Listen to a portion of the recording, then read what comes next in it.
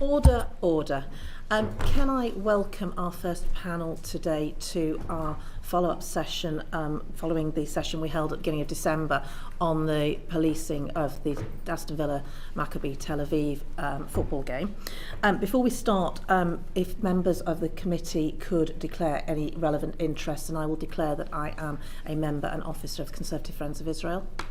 I'm a member of Labour Friends of Israel, Labour Friends of Palestine, but I'm also, for 40 years, the spouse of Lord Mann, who's the government's independent, unpaid advisor on anti-Semitism. And I'm the all-party parliamentary group chair against anti-Semitism. The chair of the all-party parliamentary group against anti-Semitism. I'm a member of Labour Friends of Israel. I travelled with Labour Friends of Israel to Israel in May of last year. I also attempted to travel to Israel with the Centre for the Advancement of Arab-British Understanding and was banned from entry into Israel later in the year. So I've been twice but only got in once. I'm also a member of the Board of Deputies of British Jews. And I received a donation from the Lib Dem Friends of Israel before the last election. Thank you very much. If I could ask our witnesses to introduce themselves and then we'll go into questions. Perhaps we'll start with you, Mr. Roberts. Good afternoon, Chief Constable Mark Roberts from Cheshire Constabulary, but I'm here in my role as MPCC Lead for Football Policing. Good afternoon, Mike O'Hara, Assistant Chief Constable from the West Midlands, and I was the Gold Commander. Good afternoon, Craig Guilford, Chief Constable of West Midlands Police. Good afternoon everyone, Mick Wilkinson, I'm a Chief Inspector with West Midlands Police and I'm the Head of the Force Football Unit. Thank you very much. And to start our questioning, I'll call Paul Kohler. Thank you. I'd like to return to the meeting between CW and the Dutch police on the 1st of October. I think it was the 1st of October. It's referred to as the 2nd of October in the peer review, but I think it was the 1st of October, that meeting, yeah. There was no contemporaneous minutes of that. Is that normal practice when interviewing witnesses, not to have minutes taken? Sorry, did you say when interviewing witnesses? Yes. Or listening to evidence? Is it normal practice to take minutes? Sorry. Yeah, do you want to just come in there with that because you were on the meeting? So if I could just take a couple of moments, if that's okay, just to explain sort of my role within West Midlands Police and some of the operational experience that I drew upon in terms of the planning and the delivery of this policing operation. So I am one of West Midlands Police's silver and bronze public order commanders. I've been involved in football policing for the majority of my policing career, and I am part of the European Silver Cadre of police commanders policing both in the UK and indeed in Europe. I've planned and delivered numerous high-profile football fixtures, high-risk fixtures, but additionally to that, in terms of my sort of operational command, I am also the Force's National CT SECO lead and have regularly taken on the role of delivering party conference, and most recently was the security coordinator for the Commonwealth Games. So I just felt that it was important to share that with you in terms of my operational exposure and the roles and processes I go through in delivering those operations. With regards to the comments around meeting with the Dutch police, if I could just say that as a commander, and in terms of informing my decision making and making the best and most informed decision, I think it's really important to try and obtain information from as many different sources, diverse sources of information, to absolutely make sure that our decision making is the most well informed as it possibly can be. My question, no minutes were taken at the time. No, forgive me. So in terms of the question, no minutes were taken. Why not? So the conversation was between policing peers. So my conversation was with the Dutch Police Command, who were, as I say, trusted professional policing peers, speaking peer-to-peer to obtain their information, their experiences of delivering an operation of the scale that the fixture that we were going to deliver. I think that's regular. I've done that commonly when planning big operations, speaking to police commanders from other forces, both within the UK and across the world, to speak with other professional policing peers to get that honesty and candour from their experiences of delivering an operation. And that makes sense, but did you record what was said soon afterwards? So I made notes during my meeting with them, which were then transcribed and put into an email, which was submitted into the chain of command. And we have the email before us now. And you've got the email. It's not dated. When was the email sent? So the email was sent on the 9th of October. That's a week later. So you made contemporaneous, or not contemporaneous notes, but notes soon afterwards. And this email is a version of those notes. Correct. Okay, thank you. It's referred to as the tipping point in the peer review. Do you agree that evidence was the tipping point in your decision to ban away fans? So from the perspective of the operation, the evidence that I gave last time, absolutely, I thought with the way that the intelligence had built up, that my assessment was, certainly from looking at it objectively, that it was really important information which actually influenced the bronze, the silver and the gold commander. Why does it not appear in the community impact assessment? Why is no reference made to this incredibly important information in the community impact assessment? If you Do you want to take that? It's not normal practice to reference engagement with professionals, No, particularly. not the engagement, but the actual information. All that's in the community impact assessment is more accurate information about what happened in the Amsterdam fixture. None of this information, this contentious information, which there is great doubts over, none of that appears in the community impact assessment. Why not? It was so important. Why wasn't it there? So the community impact assessment is exactly that. It's about engagement and information exchange with community. The CIA has a different role. I'm sorry to correct you, but it does cover, the community impact assessment does cover the Amsterdam match, what was said previously. It doesn't say this new information, which contradicts what you've recorded in the community impact assessment. You can't argue we don't include that stuff, because you did include it. But you included the initial. If I can explain, the reference to the Amsterdam information within the CIA was a feed directly from the Community Security Trust. That's why it was inserted, because it was from our community liaison. So we have a range of documents or products within any operation. So there is an intelligence sitrep that is regularly produced, and that effectively contains information intelligence that's relevant to an operation. The CIA relates to community impact and engagement. It doesn't relate to information intelligence that we may have gleaned from partners. So information you receive that contradicts what's there, it doesn't appear in the community impact assessment. It never does. Not in the community impact assessment. But why was it not referred to in the first meeting of the SAG? This information. The first meeting of the SAG, a week after your meeting. Why does this information not appear in the SAG? So I didn't go to the SAG. I don't know whether Mick, from your recollection from in relation to what was discussed in the first SAG meeting. Yeah, so in terms of post receiving that information from the Dutch police, I briefed that into the Silver Commander on that night, verbally into the Silver Commander. The following day, I met with the Gold Commander, ACC Parnell, and verbally briefed him around the findings of the meeting with the Dutch police. And then subsequently, the information from that meeting was briefed into the SAG meeting on the 7th of October. So why in the SAG minutes does it say, in the absence of intelligence based on conversations with peers and my professional judgment, I would we should prefer to ban away fans in the absence of intelligence. So you're telling me you had all this information, all this intelligence, and yet the SAG minutes a week later, after you have briefed various commanders, they say in the absence of intelligence, but based on intuition, it seems, we want to ban away fans. Why wasn't reference made there? I think in honesty, there is a reality about what is information and intelligence, and sometimes the two can be misconstrued. Information is anything that is available to us that can inform some of our decisions. That can be open source, it can be CCTV, it can be conversations and those experiences of people. Intelligence is anything that has been subject to some sort of assessment and some sort of sanitisation that means it is actionable. And I think sometimes the terminology of information and intelligence can be a little confusing at times.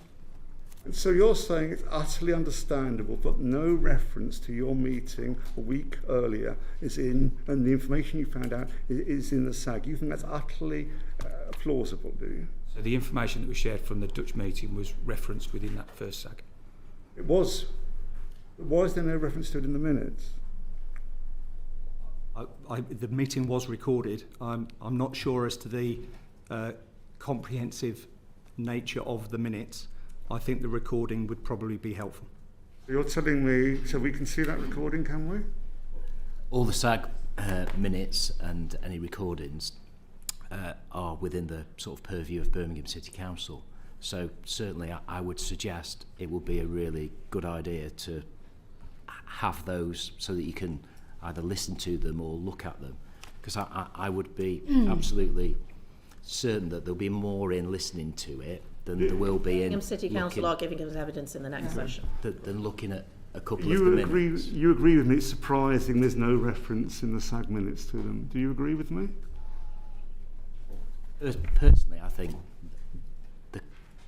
the comment that you make is a fair comment. With regards to what was recorded in those minutes, Mike wasn't there, I wasn't there. I don't know the custom and practice of what is recorded or what isn't, or whether they rely on an audio recording. I'm really not sure of that particular element of the process. Okay. But I think the point you make is a fair one, but as the Chief Inspector's just said, it was discussed. I don't know the rationale behind how those words have got into those minutes. Thank you. I can't help you with that bit. Okay, well, we'll return that to that with Birmingham City I'll Council. bring Joni Reid in quickly. Have you read the minutes? We've read a lot. Have you read the minutes in which the decision was made? So how did you weren't aware that the intelligence or information wasn't included in those minutes upon which the decision to ban vans was decided? I think there was an awful lot discussed in the SAG. I wasn't present. But the information, which was later claimed as the significant intelligence emerged, you haven't noted that wasn't included in the minutes upon when the decision was made. Can I just step in and answer that? You know, I think that is a situation whereby the officers that go to the SAG give the information and things are discussed in the SAG. But with regards to, you know, have we then gone back and retrospectively checked everything that was said in the SAG? You know, the straight answer to that would be no, we haven't done that. After the Prime Minister raises the issue publicly and you have to come to the Home Affairs Select Committee twice, you haven't read the minutes. No, I'm not saying where the decision was made. Sorry, I'm not saying that. Okay. To be clear, what I'm trying to explain is that we wouldn't necessarily, I would assume it's not custom and practice to go through the minutes immediately after the SAG if the officers have attended the SAG and they've given all the information to the SAG. But with regards to this process itself, with all the things that we've prepared, we've looked at the minutes, and also as part of the process that we've been undertaking, there is a judicial review process, a stage at which we're at, which we've gone and we've listened to the actual recordings as well. But I think it would be very advantageous for you as members of the committee to secure, you know, a copy of that recording. We'll ask the council at the next session, but just for clarity, this is my understanding.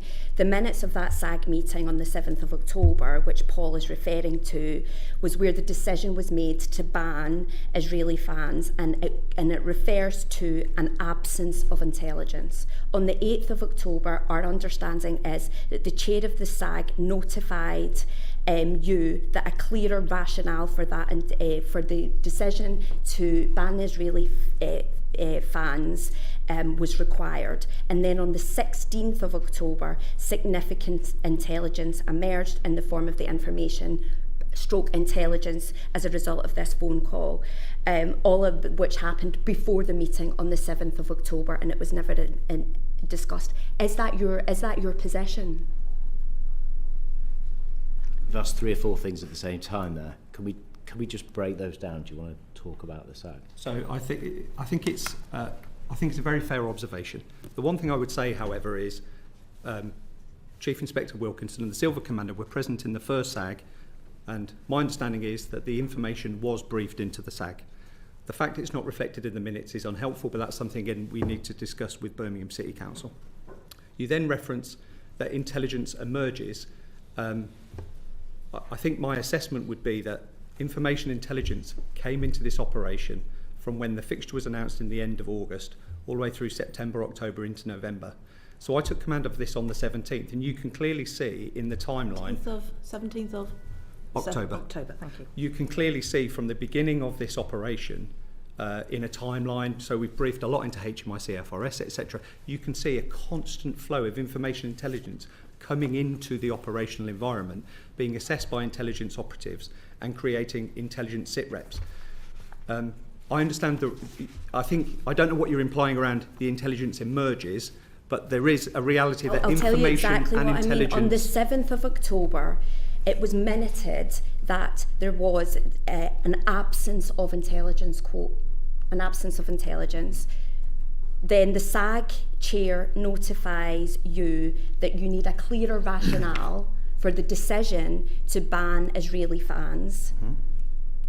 And that was required for legal reasons. And then on the 16th, the information stroke intelligence is provided in the form of the minutes or whatever of this phone call, or recollection of the phone call from what happened with the Dutch police on the 1st of October. Yeah.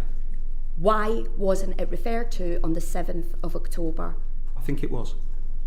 Assistant Chief Constable, if this it was... This is not credible. It's not credible. The decision upon which the decision was made was not minuted at all. I bring Paul Kohler in. Assistant Chief Constable, if you think it was referred to, you get this email on the 9th of October saying we need a clearer rationale. What did you do when you received that email? I wasn't in command at that point. Forgive me, I took command from the 17th. But fundamentally, I think organisationally, I think what the SAG chair was trying to do, I think what the SAG chair was trying to do was he understood the contentious nature of this decision. My view is, from reviewing the operational progress of the information intelligence, was he wanted to ensure that we were all very clear what the information intelligence was suggesting, and therefore what the preference or the recommendation from the police was. Are you aware of this email of the 9th of October? I am. When did you see it? Me personally? Yeah. Probably in November, December. Okay. And Chief Constable Guildford? Only when we've been reviewing this. Sorry? Only when we've been in the review. So an email comes in to senior officers in West Midlands Police saying we need a clearer rationale after supposedly we think it's been discussed and clearly you've talked about this pivotal moment, and no one says, well, hold on, we had a SAG 2 days ago where we discussed it. Did no one say that? Did no one return to that point? Well, I think what I need to be clear on is that whenever anything came in from the SAG, the Gold Commander that was in charge at the time responded to the request that came in. My sense of it, because I wasn't at the SAG, is very much along the lines of discussions took place, information was shared, but I think the SAG chair then requested that something of a written document rationale. Just bear with me a sec. A written document was required to set everything out. I think that's what was required. But when it comes to... not ask for a document, ask for a clearer rationale, i.e. there was no rationale at that point. I don't think that was the case. I think the officers that went there participated in that process, and the SAG chair listened to what was said. It was discussed at the SAG, and following that, a couple of days later, I think that request came out, and then you can see in the chronology, we then sent, I think, more of a written document which set out some further detail. Mm-hmm. But please, for the purposes of what we are trying to get to the bottom of, what you are trying to get to the bottom of, it would probably be important to ask the SAG around that, because I wasn't there and ACC O'Hara wasn't there. Okay, thank you. Lord Mann's report. In the last session, you told us that we did not have sight of it. Is that entirely accurate?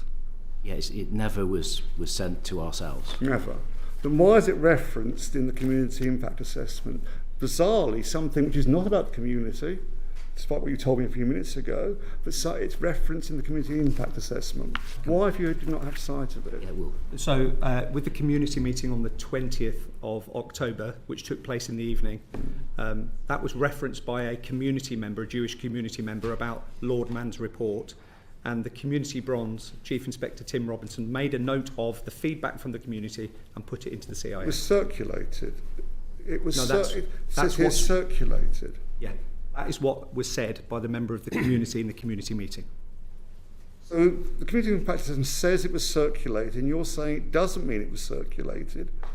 What does it mean? So I was present in the community meeting on the evening of the 20th of October, and a member of the community, in the community meeting that took place at police headquarters, referenced that Lord Mann's report had been circulated. That was noted by our Chief Inspector. Why do you note doubts to the report's accuracy and whether it's a bit late? What's all that about? Why were there doubts about its accuracy at that point? I don't know. That's in there. It's recorded in this document. But you don't know why. Oh, I imagine that would be the assessment of the Community Bronze Commander.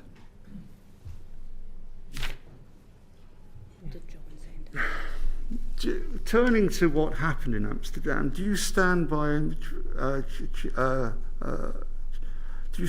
what you said to us last time about what happened in Amsterdam? Yeah, the evidence that we gave last time.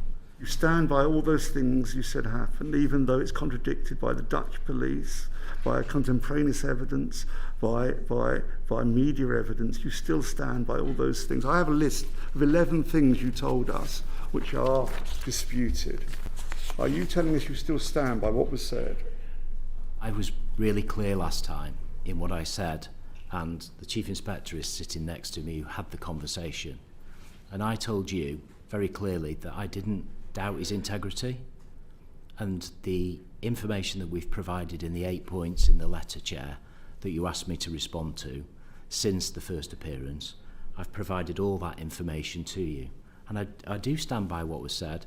It was said on the basis of the information that was given to ourselves. So Maccabi fans attack taxi drivers. You still hold with that? In specific reference to the taxi driver, yes, I do still hold that. And I've actually, in preparation for today, I've seen that in one of the first community impact assessments, and remember Lord Mann mentioned something about taxi drivers and said, well, actually it was the other way round. In his articulation, it was a taxi driver that was being attacked or allegedly attacked, or somebody dragged out of a taxi who was a Jewish member of the public. In the CST information that we've got that I've read as part of today, a taxi's mentioned twice. That incident is mentioned, but also there was an incident on the evening before which would imply that the taxi was attacked because it was, let's say, possibly a member of a different community. So this issue around the taxi, I think, and that was the information we got from the CST, one of the very first bits of information that they provided us with. So it mentioned 2 taxi incidents, one on the evening, the day before, and one on the day of the actual fixture. Can you send that to us? I think we have, but yes, we've got that, yeah. You still hold there were 5,000 Dutch police deployed. You still hold to that, do you? No, I remember when that was discussed at the beginning with the chair and with Lord Mann and ourselves. The 5,000 was our assumption as to what were the inputs over those 3 or 4 days of the policing operation. Because I think the Dutch said more than 2,000 on just the day of the operation itself. They said 1,200 were deployed. They said 1,200. Sorry? They said 1,200. Sorry, I thought it was nearer to 2,000, but the 5,000 was a planning assumption from the Silver, which we discussed right at the beginning of when made up, in fact, the evidence was reality. given. That's not right to say it was made up, no. That's not right. That's really not fair. It was a professional assumption of what would be required over the period of days. And I think I remember yourself and Mr. Mann having that conversation at the beginning of the evidence. Chair. I think what we were saying that may be a way that you came up with a 5,000 number, but it isn't. It's a finger in the air hoping to get to a calculation that might possibly work, rather than actually having any concrete No, definitely not. No, it's basis. just a professional estimate as to how many officers. You didn't check it with the Amsterdam Police. You didn't go back and say, if we say 5,000, that's correct in terms of the... No, we didn't. That was just the assumption that we've made based on So 4 you don't know days whether the worth of- 1,200 was 1,200 on one day or 1,200 over the full period? No, I assumed from having spoken to the Silver Commander that the number itself was on the date of the actual event. And I think it was more towards the 2,000 than the 1,200. I know some of that, those figures have been disputed, as you quite rightly say, but no, that was our assumption. You still hold the line that no AI tools were used in the preparation? Yeah, I've just got a note about that as well, because in your letter you asked as well around the some of the background of the information and the intelligence which we've provided, and there was a definite note that we've got to the bottom of in terms of the West Ham game, and I think the summation, I think in the House, it was a question that was asked in the House, was that, you know, you've used AI, or West Midlands may have used AI on this particular occasion. We don't do that. We don't use the AI. The West Ham side of things and how we gain that information was one of the officers in producing the report. Usually they would go to, and correct me if I'm wrong on this, Mark, they would go to a system which has sort of reports, intelligence reports that all the football officers use over the country of previous games. They didn't find any relevant information within the searches that they made for that, and then they basically Googled, you know, when was the last time, and that's how the information came to be. So Google the AI. I don't The AI think, function on Google, is it? I'm told, I'm being really candid here, No. I'm told that they just did a Google search on that because they couldn't find it in the normal system. And as it transpires, as I've said and make really clear, that information was wrong. And I've apologized. We know that. We've gone through that. But why was your officer Googling? But we haven't routinely used AI. Why was your officer on any of this? Googling to find information? If he looked in the usual place, there wasn't any. Why didn't he stop at that point? Why did he start Googling to try and find something? Because when you do one of these assessments, I'm fairly convinced that when you produce it, you look at when an event has last taken place. You try and find the information as to when it last happened. And you go to the football system, and usually it tells you. But because these teams hadn't played for so very long, I don't think the information was in the system. Is that right? There's still, we've double-checked, there is no information held in relation to Maccabi playing in this country on the national football system, which clearly they've played, but there was clearly no incidents that were recorded. Isn't that your on the- answer? Yeah, there were no there were incidents. none. But rather than If accepting you that, had- you went to, we'll find it Chelsea. somewhere else. Can I just come in? Can I take? I want to get away from. I'm getting bogged down in detail. There's a few other points we need to I just want make. to come in on the accuracy of your reporting, because in the SAG minutes of the 16th of October, there was a discussion about the risk in reference to the different football fans. When talking about the Maccabi fan base, incidents in Italy, Norway and Holland were referenced, but none of these incidents involved Maccabi fans. For example, in Italy, it involved Beata Jerusalem. In Norway, it involved the Israeli national football team. And in Holland, it was the Israeli baseball team.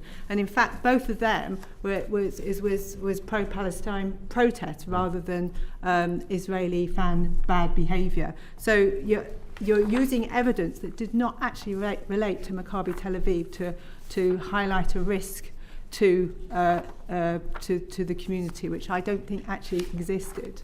Can I also ask, you stated that Lord Mann had said that a Jewish person was dragged out of a taxi as part of his report. Can you point to exactly where that's said? Because we've been through the reports and we can't find that. Can I assist on that, Chair? Thank you. So I've obviously seen Lord Mann's report. He references on the first page of the report at point 3, there was an altercation with a taxi driver that resulted in Israeli fans attacking a small number of taxis at the same location. The event dissipated quickly as the taxi drove off. So that is referenced It doesn't in say a Lord... Jewish person was dragged out of a taxi. No, I've got it in I've just front read of me. exactly what he said. Okay, thank you. In terms of Yes, of course. international systems, so as I say, bearing in mind those two fixtures were played some time ago, but if there's any instance of note, match reports are filed on the intelligence systems, they would have been available. In terms of any current intelligence, we would also check with other countries where you can imagine, to try and find out if they've relevant intelligence. So we brokered the contact between West Midlands Police and the Dutch National Police.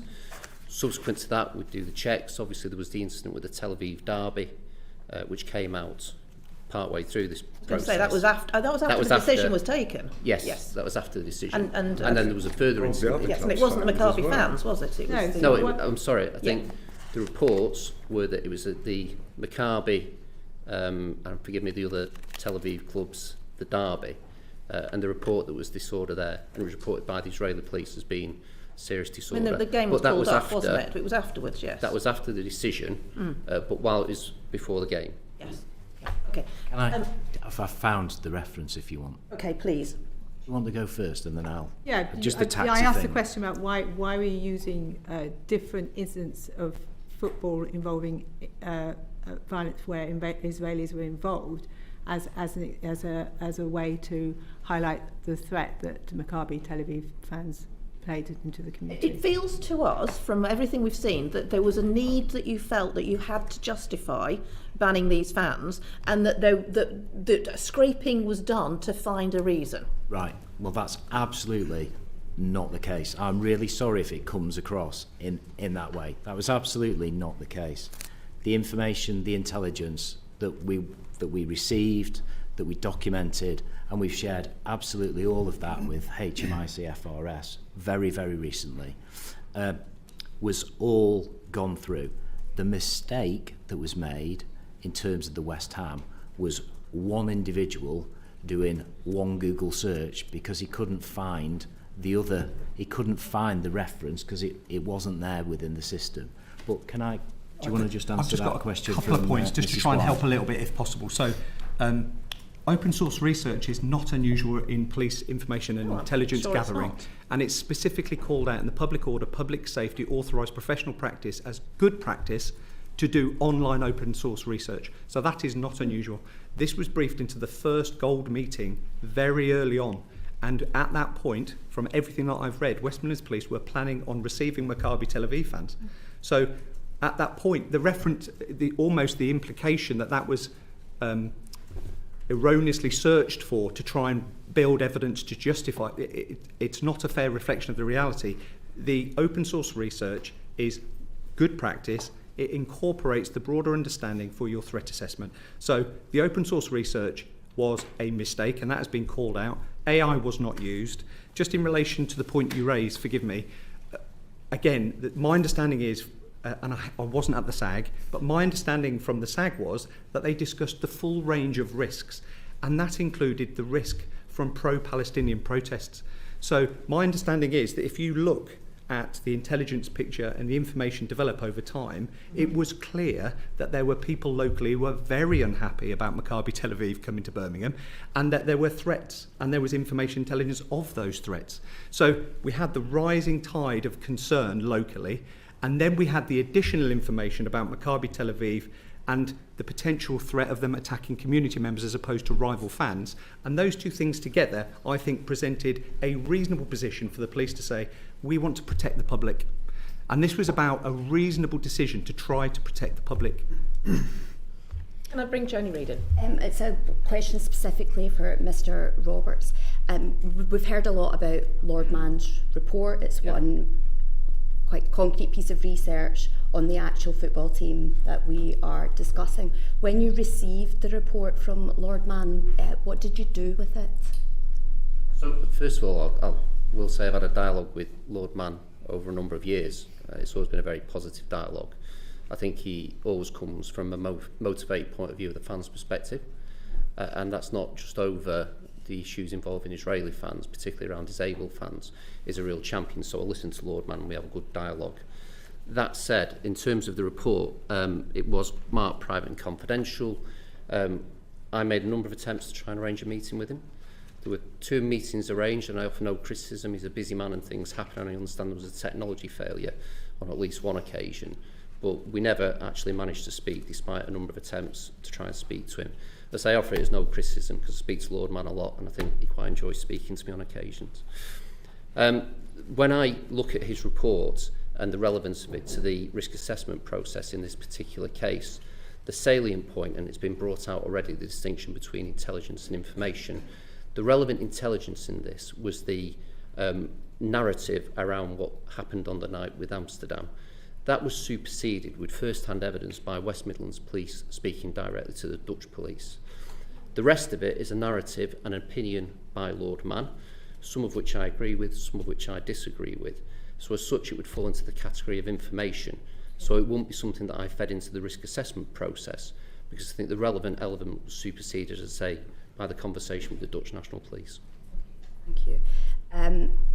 So on the intelligence gathering operation then, could you just give us a quick overview of, other than the conversation that you had with the Dutch police and the Googling, what official documents you analysed that fed into your risk matrix? Yeah, so because of the nature of the football fixture, and this is not normally the case for a normal football fixture, you wouldn't necessarily identify an intelligence bronze commander. So in effect, you have somebody who's an intelligence professional whose role is to collate and gather all sources of information and intelligence to help inform a threat assessment on behalf of the commander. That then comes by way of, I think it was a weekly sit rep actually, I don't know whether that increased nearer to the fixture, but in effect the intelligence operatives create a document that is considered by the gold and silver commanders within their meetings and the use of the national decision making model. And that contains sensitive intelligence, intelligence flows from a range of sources. Specifically, what do you think was the kind of clincher, other than the conversation that you had with the Dutch police and the open AI Googling information? I wouldn't say there was a clincher. I think it was very clear from looking at the information intelligence flow and the feedback from community. Talk about this intelligence flow. I'm just trying to get a sense of what that intelligence flow and information actually looks like, because from everything that we've read and seen, it boils down to one conversation that wasn't minuted, and some inaccurate information about the football team in question. So can you put us right then? I mean, I'm giving you the opportunity. Tell us what the information and intelligence was. comes in a range of forms. People giving information and intelligence, which is then assessed and sanitised, and it's then looked to be triangulated and corroborated. It's given a handling code, and then it's listed. I'm not asking about the process. I don't want to know about the process. I'm actually asking for specific bits of information and intelligence. If you're saying to me that we are not entitled to that, or that it's private and confidential, please do say that. What I'm just trying to do is be cautious about how I speak, because, so for example, being very cautious. Thank you. There is something around, so in policing you have informants, for example. In policing you have technical feed, you have a range of sources of information intelligence online, chatter from people, human intelligence sources. So you have a range of intelligence that comes together that is then overlaid with a range of professional judgment. Thank you. Can I help you just a little bit with that? Because I think I sort of see where you're coming from. The types of intelligence, obviously you get intelligence from the community, from individuals, and that intelligence is fed into the system, but it's made in the form of intelligence reports.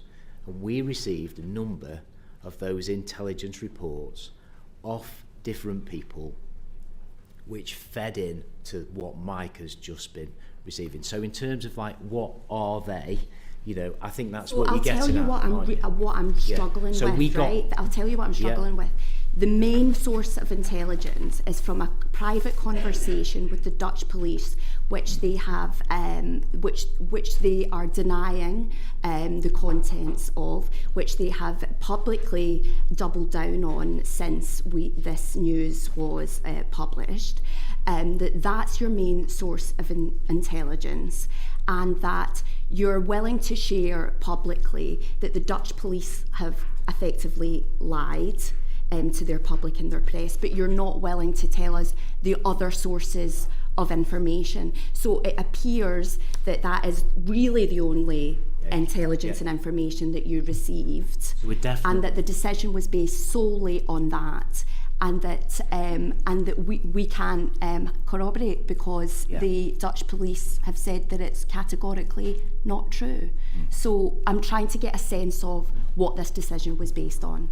Can I just offer a view as kind of relatively objective, as far as it can be, given I'm sat on this side of the table? But I made the reference point to the tipping point in the review, because up until the intelligence from the Dutch police and briefing that we've discussed, it was fairly clear to me that West Midlands Police were fully working on the basis that they were going to host the Israeli fans, the Maccabi fans. There were contingencies in place and they were exploring them. And it had some similarities to operations I've looked at in the past where there was considered high risk. I've got to say, I've been national lead for 11 years, and before that, 5 years in GMP, handling most of the big events there, and this is a unique situation. How many times have away fans been denied access to? Rare occasions. I think we came close to a decision around Ajax fans, ironically, a number of years ago as a result of their behaviour. We came, personally, my closest experience was the first time Glasgow Rangers played in Manchester after the, you may remember the Europa League final where there was a riot in Manchester. I remember it well. The next time Glasgow Rangers got drawn to play in Manchester was against Manchester United, and there were real concerns there, and one of the options we considered was banning Glasgow Rangers fans. The accommodation we reached there was that they all went to Wigan. They, in effect, had a fan zone at Wigan, and were only given their tickets once they got on the coaches to Manchester. I think there was a proposal here to have a fan zone in Walsall, wasn't Absolutely. there? Yeah. So that's the parallel I see, where we had all the Glasgow Rangers fans go. It was by consent. We don't really have a power to do it by coercion. Glasgow Rangers worked with the authorities, and in effect, they all met. They were fans groups. We roughly knew who they were. They got the ticket on the way to Old Trafford, and they were escorted straight to the ground and straight out.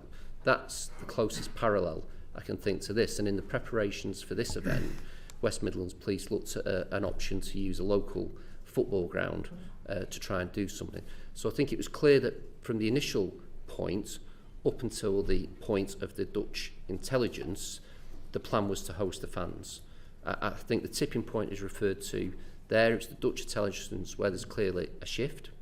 In terms of corroboration, I take the point about casting doubt on what the Dutch have said and whether the Dutch have kind of recanted on that. But there is clearly corroboration because I think it's agreed by everyone that there was an incident where a Palestinian flag was ripped down. There was an incident where there was a disturbance around a taxi, and there was some pretty appalling chanting. Equally, we know there were attacks on Jewish fans. There's, I think, 400 stuck in a casino, weren't there?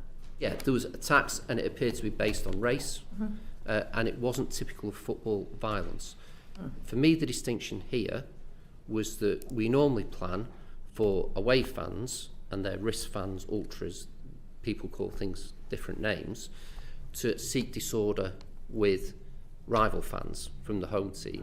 The difference here, from the intelligence reading, was there was a threat that some of the Maccabi fans might seek confrontation with the local community. Now, in terms of additional intelligence, and I won't go into the sensitivities, I'll leave it to West Midlands to discuss it if they wish to, but clearly there was chatter on social media where there was evidence that some of the Maccabi fans, or people purporting to be Maccabi fans, were gloating in effect about what had gone on, and that was being responded to by others who were saying about the reaction. So I think that was the distinguishing dynamic that made this different, and genuinely this is a unique set of circumstances. A number of questions. I'm going to bring in Peter Prinsley, Paul Kohler, Robbie Moore, and then back to Joe.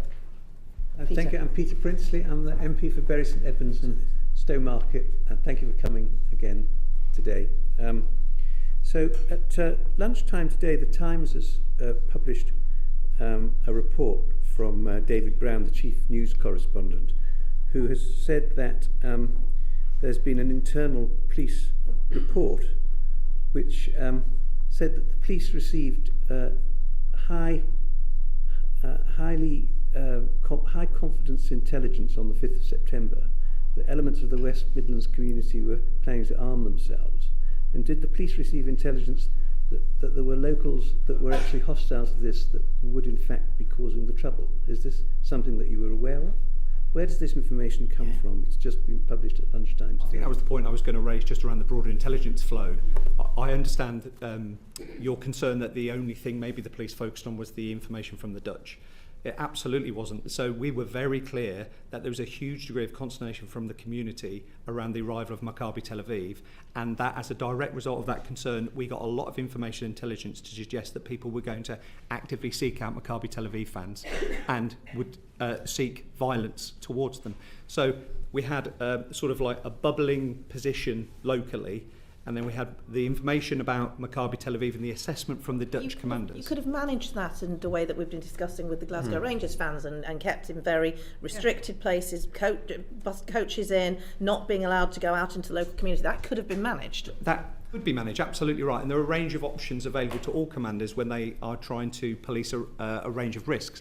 However, as the Chief has just referenced, the challenge, particularly when we got the information about Maccabi, was that the worry was that the Maccabi fans would target the community. And we saw that in the information intelligence, that we had people purporting to be Maccabi fans online who were goading local community members and saying, this is what you're going to get. So this was all forming part of the heat of the situation. So based on that, the commanders tried to make the right decision. That was reasonable in the circumstances. You've got a very hot community reception. You've got Maccabi Tel Aviv and the Dutch police saying, we feel they actively targeted community members. Those two things together posed a sufficient risk. And the challenge around risk decision making is public safety has got to be at the heart of it. So again, I understand the frustration, but there is no conspiracy here. This was a decision based on safety. So why are we only hearing about this now? Why is it that a report has come at lunchtime today from the Times newspaper that you had information on the 5th of September that there were likely to be vigilante groups within the West Midlands community itself who were planning to take action against the Maccabi fans? How is it that this committee is just hearing this for the first time? Well, I think this is the first time specifically that you've asked for that detail. That's what we tried. That's what we tried to get across. Absolutely outrageous. This is the first time that you. I think to be clear, we have wanted to get to the bottom of this and understand why the decision was taken that you did. We would like very much for you to be able to demonstrate to us that this was done entirely on a risk-based matter for public safety, etc., etc. And it is very frustrating if there is information that could help you in that doesn't come to light. Understood. Up front. And I don't think we should have to ask specifically for every single piece of information if you have things that you could give us that would assist us in this process. So we do have things that we've documented in the form of the reports that you've asked for, which you've set out quite clearly. We've set out the process, and what I'm sure my colleague has been trying to say, and what I say to you very clearly is, we have individual intelligence reports from people who live locally, but also some open source intelligence reports. And as Chief Roberts has just explained as well, we have assessed those and we have used those. We've got details of all those that were in the minds of the commanders that were briefed in. And that type of detail includes detail about the hostility of certain aspects of the local community towards the group of risk fans that were due to attend. It absolutely covers the things that were said online about agitation, and it also covers elements of information that we got about people wanting to protest both on a local basis but also outside of the West Midlands, coming to the West Midlands to protest. So all those pieces of information we have got.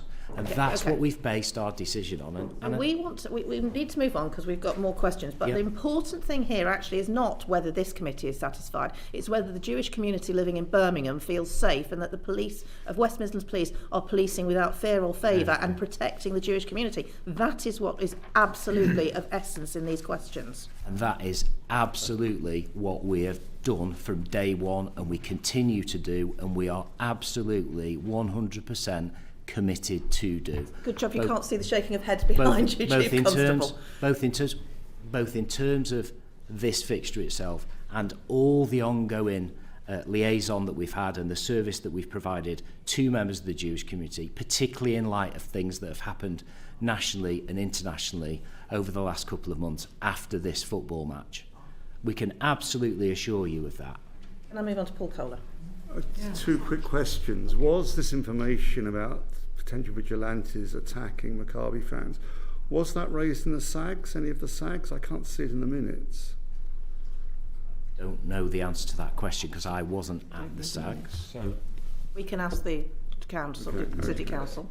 Okay. It does feel a bit like we're going to name Maccabi fans, but not anyone else. It's not covered in the peer review, which totally analyses and highlights behaviour on behalf of presumed behaviour on behalf of Maccabi Tel Aviv, but it does never talk about the threat to the Jewish community or to Israeli players or Israeli fans if they came to Birmingham. There's never analysed. It's an appendix to the review. It is in the review. The other quick question I wanted to ask, Chief Constable Roberts, when did you become aware of the conversation that the Chief Inspector had with the Dutch police? So we conducted the peer review. It was requested by Chief Constable Guildford and Gavin Stevens as MPCC lead. Clearly there was a lot of consternation. So when did you become aware of that conversation? Well, the review was on the 20th of October. You didn't become aware before then? We may have had a conversation about it, but not in any great detail. You told us earlier that you heard him from, because you didn't forward Lord Mann's report, because it was contradicted by information you only heard from on the 20th of October. So why did you not forward Lord Mann's report? It can't be for information you hadn't yet heard. I was aware that West Midlands Police have been in contact with the Dutch police because we brokered the contact via the UKPU. So we put them in contact. I had an overview that there had a conversation, that there had been concerns raised, and the brief had gone to West Midlands Police. So I'm aware that they'd had the direct contact. But you told us that you didn't forward Lord Mann's report because it'd been contradicted by what? No, I said it'd been superseded. Superseded. Well, but you don't even know its contents till the 20th of October. I was aware of that there'd been a conversation. Yes, and but you know what had happened in the conversation. And it had been well publicised anyway. I think anyone with a passing interest knew that there'd been issues in Amsterdam and that had been flagged up as an issue. I read the detail of the conversation between West Midlands Police and the Dutch police when we went and did the peer review. So there's a difference between having awareness. The detail in Lord Mann review, the relevant bit was a report from the Dutch police, the activities that went on and the criminal activity as summarised by Lord Mann. The Dutch police were in contact with West Midlands Police, so that's the direct intelligence to base a risk assessment on.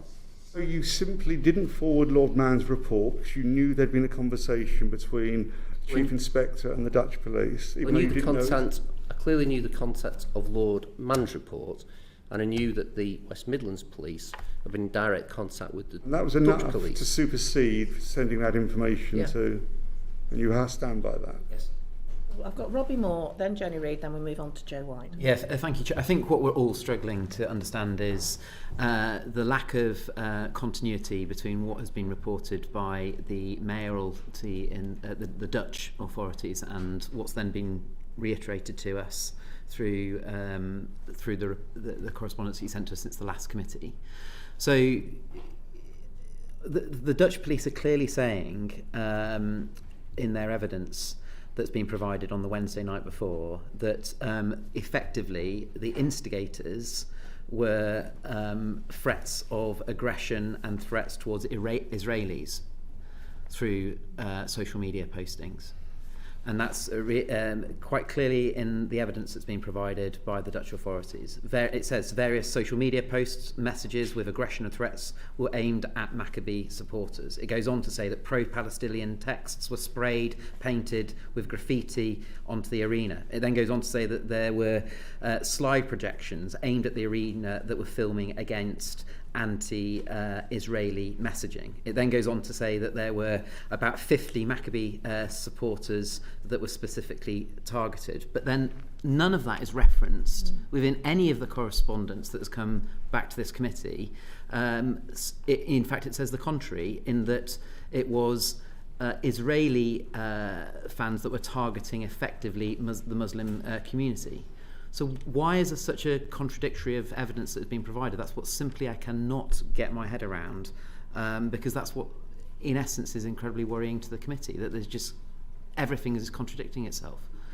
Who are we to believe? It seems very much to me that it's almost like a retrofitting of the evidence to try and back up ultimately the decision that was concluded. I can speak to the peer review, and the peer review clearly says there are conflicting reports surrounding this disorder. There were strong accusations of anti-Semitism, with attackers targeting the Maccabi supporters because they are Israeli/Jewish. Other reports state that the Maccabi supporters were ripping down Palestinian flags, etc. So certainly in the peer review, and that was information from West Midlands Police, we acknowledge there was hostile acts on both sides. And I think I'll go on to clarify, it is very difficult to actually give a definitive of who did what first. Was that presented to the SAG? Was that it? No, that was the peer review. Peer review, but was it presented to the SAG? What the Dutch police said about the attacks on and the threats to Maccabi fans? So no answer. The point being, it's very unclear to us that the evidence that's been presented by the Dutch authorities is very different to the analogy of events that took place, and dare I say, which side was against one another in the evidence that's been provided by West Midlands. Can I just clarify, what evidence are you referring to? Right, so That the Dutch police, have they provided that HASC? So the mayoralty within for the Dutch. There are a number of reports that There is a relate report. to Amsterdam. So you've got an inspectorate report, you've Yep. got the mayoral report. So there are a range of reports. And I think It's the report that came out, which was dated the 11th of November 2024. It recounts the troubles on the Amsterdam match. It goes through the course of the Wednesday evening and night and the police action that was taken. this is a report that was commissioned by the mayor of Amsterdam. Could I correct the Correct. record? Could I correct the record that was issued by the mayor, but is written on behalf of the Chief Constable and the Chief Crown Prosecutor? It was not written by the mayor. She issued it on their behalf. Okay. So why are there different perspectives? I'd imagine because it was a 3-day, very complicated policing operation. All we can do is report on what the Dutch commanders briefed us personally on. That's not all you can do. You can go look at the other bits Yes, of evidence. Look at the published I'm report. sorry, but Yes. you are capable of doing more than that. No, you are right. You're absolutely right. I just think there's something around. We've had a personal one-to-one conversation with Dutch commanders who briefed us around the challenges they faced in policing 3 days of extreme violence across the city of Amsterdam. I acknowledge there are a range of perceptions and views and different reports that contribute to that. But our assessment was we've got growing community tension. We've got the arrival of Maccabi Tel Aviv, whose hooligan element within the ultras we were concerned about, and those two things meant We were told the ultras weren't coming. We were told last time. we were never told that. Lord Mann said he believed that he was briefed by Maccabi Tel Aviv the ultras were never coming. We were never briefed that the ultras were not coming. Was to the Birmingham. question asked? Chair, can I just... One of the difficulties in this, normally when we have any sort of fixture with European teams, the UKPU, which is the National Football Intelligence Point, forgive me if I'm telling you something you know, would liaise directly with their opposite numbers in the foreign country. Israel doesn't have an NFIP, so we attempted to broker that contact via the Foreign Office on 2 occasions and weren't able to do so. We've seen that in the peer review, how disappointing it is that there wasn't that. Yeah, it's a missed Yes. opportunity. Equally, UEFA have a conference at the start of the football season where they invite participants, clubs and police, and again, Maccabi turned up to that conference, so there was able to be a conversation between them, Aston Villa and West Midlands Police. The Israeli police, again, didn't turn up. And normally you would have a pre-visit to an away game where the police would visit with the club and assess the security positions. The fact that there was no direct contact with the Israeli police made that more challenging, because we can't always, and this isn't specific to Israeli teams, we've had problems with people from different countries. We can't always rely on what a club tells us. And there are plenty of examples, and West Midlands can probably speak to one challenging European fixture they had with the Age of Warsaw, yes. Where what was told by a club actually didn't materialise. So, of course, you should try and triangulate with every possible source, but our normal avenue of going police to police wasn't available in this circumstance, which made it harder to make firm decisions based on the information supplied. I suppose where we are confused is that that's the case when the away fans come and, okay, you've not been able to get the full picture, but the away fans are still coming, and afterwards you regret actually that there could have been different things done, and with hindsight things could have been different. In this case, the away fans were banned. That is a different situation, and the thing that is puzzling us is why there weren't extra steps taken to confirm why, in this case, the extraordinary and very out of the ordinary decision to ban the away fans was taken without picking up the phone to Israeli police. And maybe you tried, and we've not had that information. Perhaps you did try, without having those conversations with Maccabi Tel Aviv. If you did it with others and allowed the fans to come, and you didn't take that risk-based approach, which you tell us is what you're doing, it's always risk-based, it's all about public safety, then why on the earth, when you get information that you don't trust, do you just not ban every away fan? Well, we'd never do that. And I'm just trying to pick up on some of the questions that you asked as well. What troubles me as chief is similar to what you've said, which is we have a conversation with three commanders, the three people that were involved from the Dutch side. And that information was clearly very concerning to us. That information was first-hand, from the horse's mouth, from a fellow professional.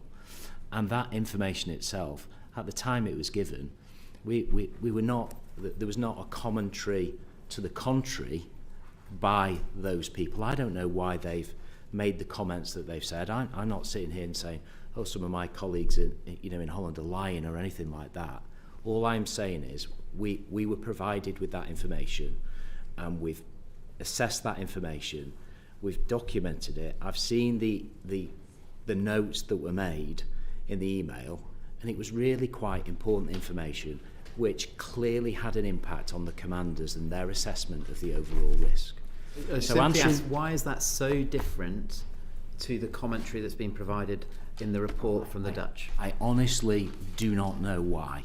I can only tell you what we've been told by our fellow professionals.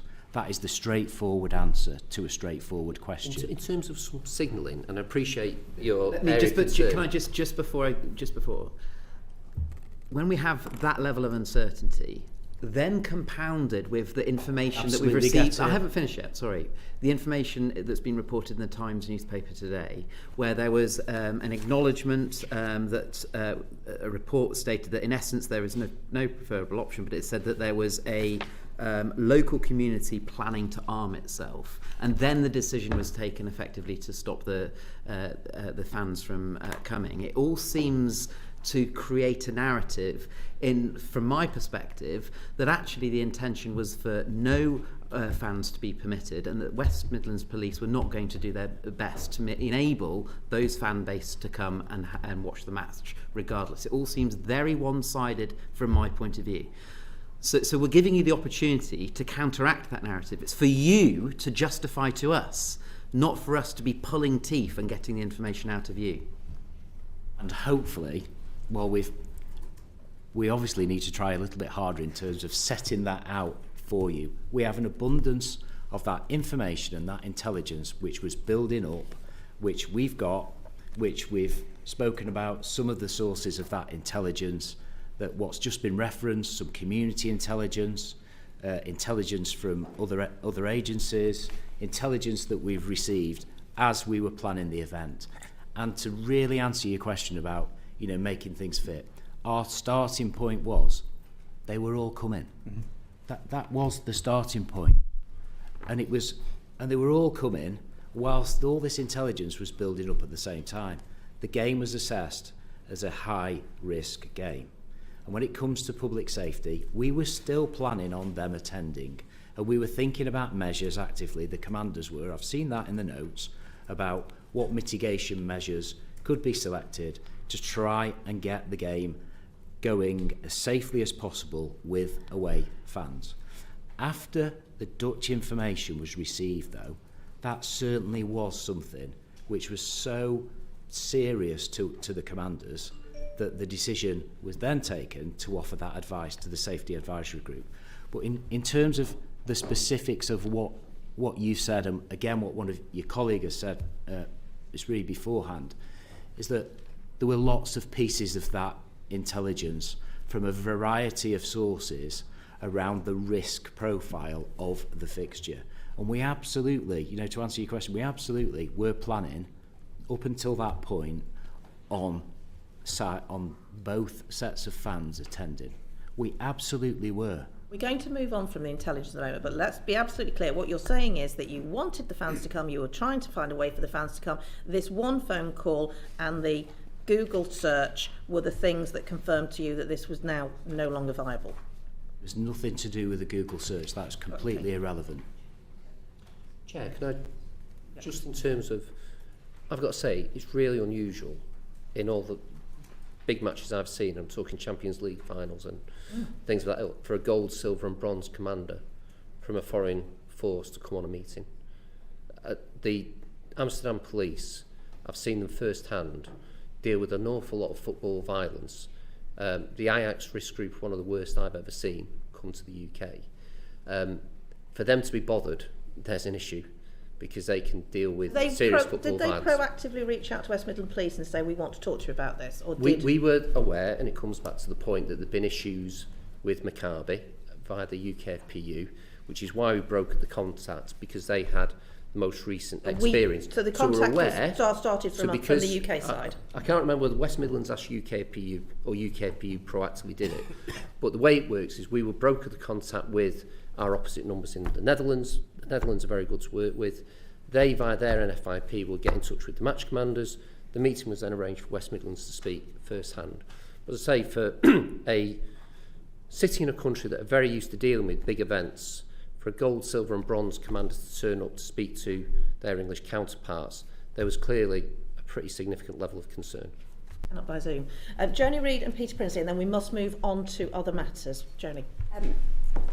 So what I'm getting from this so far is that there's a range of different intelligence information sources. But correct me if I'm wrong, it feels that what you have done in that process is suppressed information that isn't consistent with the decision that you've made in intelligence, and released and published information which supports the decision to ban the away fans. That's based primarily on the fact that you reiterate the importance of this telephone conversation with the Dutch police, that you didn't circulate John Mann's report or take it seriously, including the evidence from the Ministry of Justice and the National Security Services in the Netherlands. And when our colleagues contacted the Dutch police, they have refuted the claims that are included in the phone call that you made. They have publicly written and published, and I can read it to you now if you want, saying that it's an inaccurate account. It's not great, is it? Well, there's some directs at West Midlands. Can I just deal with the Lord Mann report? There is nothing in the Lord Mann report that would have affected the decision. Yeah, I'm saying that decision, that circulating that information didn't happen, but you did decide to release publicly the decision and the conversation that you had with the Dutch police, the private conversation which wasn't minuted, but you have suppressed the report that's in the Times today. You didn't send that to us, nor did you release it to the press or the media. Or anything that contradicts your decision that you've made. So that's what it looks like from... And I'm Peter Prinsley, so we can move on. Peter, if you can make your point. If I can just quickly make my point.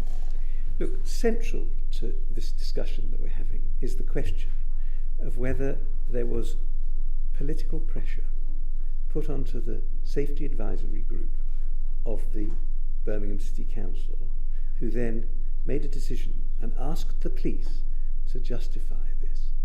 What people are wondering is, was information then created by the police to support a decision that the Safety Advisory Group made as a result of political pressure that was coming from citizens of Birmingham and from a particular Birmingham MP? And I think that's the thing that we're all wondering. And I'm not sure that the last hour or so has thrown any light on that absolutely central question. Was there political interference in this decision to ban the Maccabi fans? Well, I think you suggested at the last meeting, Chief Constable, that there might be political pressure being put on the Dutch police. So if there can be political pressure put on the Dutch police, it does feel slightly contradictory if it's not put onto our police. Two things briefly. After today, because we've done the same for HMIC, we'll go through all the intelligence that we've got and we'll try and do a sanitised précis of every piece of intelligence to give to you.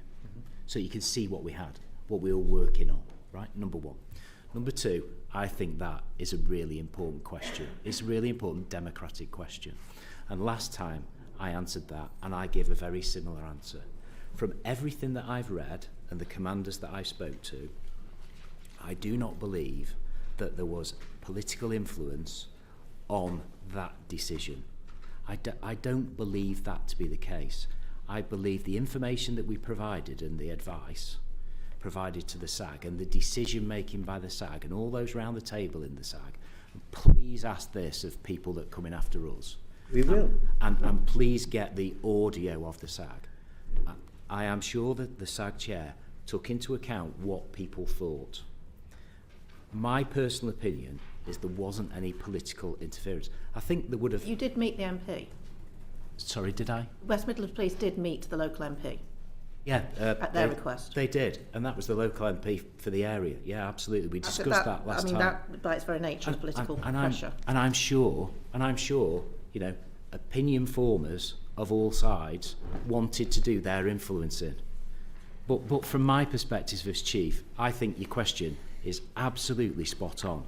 And my honest personal opinion is that the decision wasn't influenced by politics. Lots of local politicians and local members of the community, I'm sure, wanted to try and influence it, but I honestly don't think it was influenced.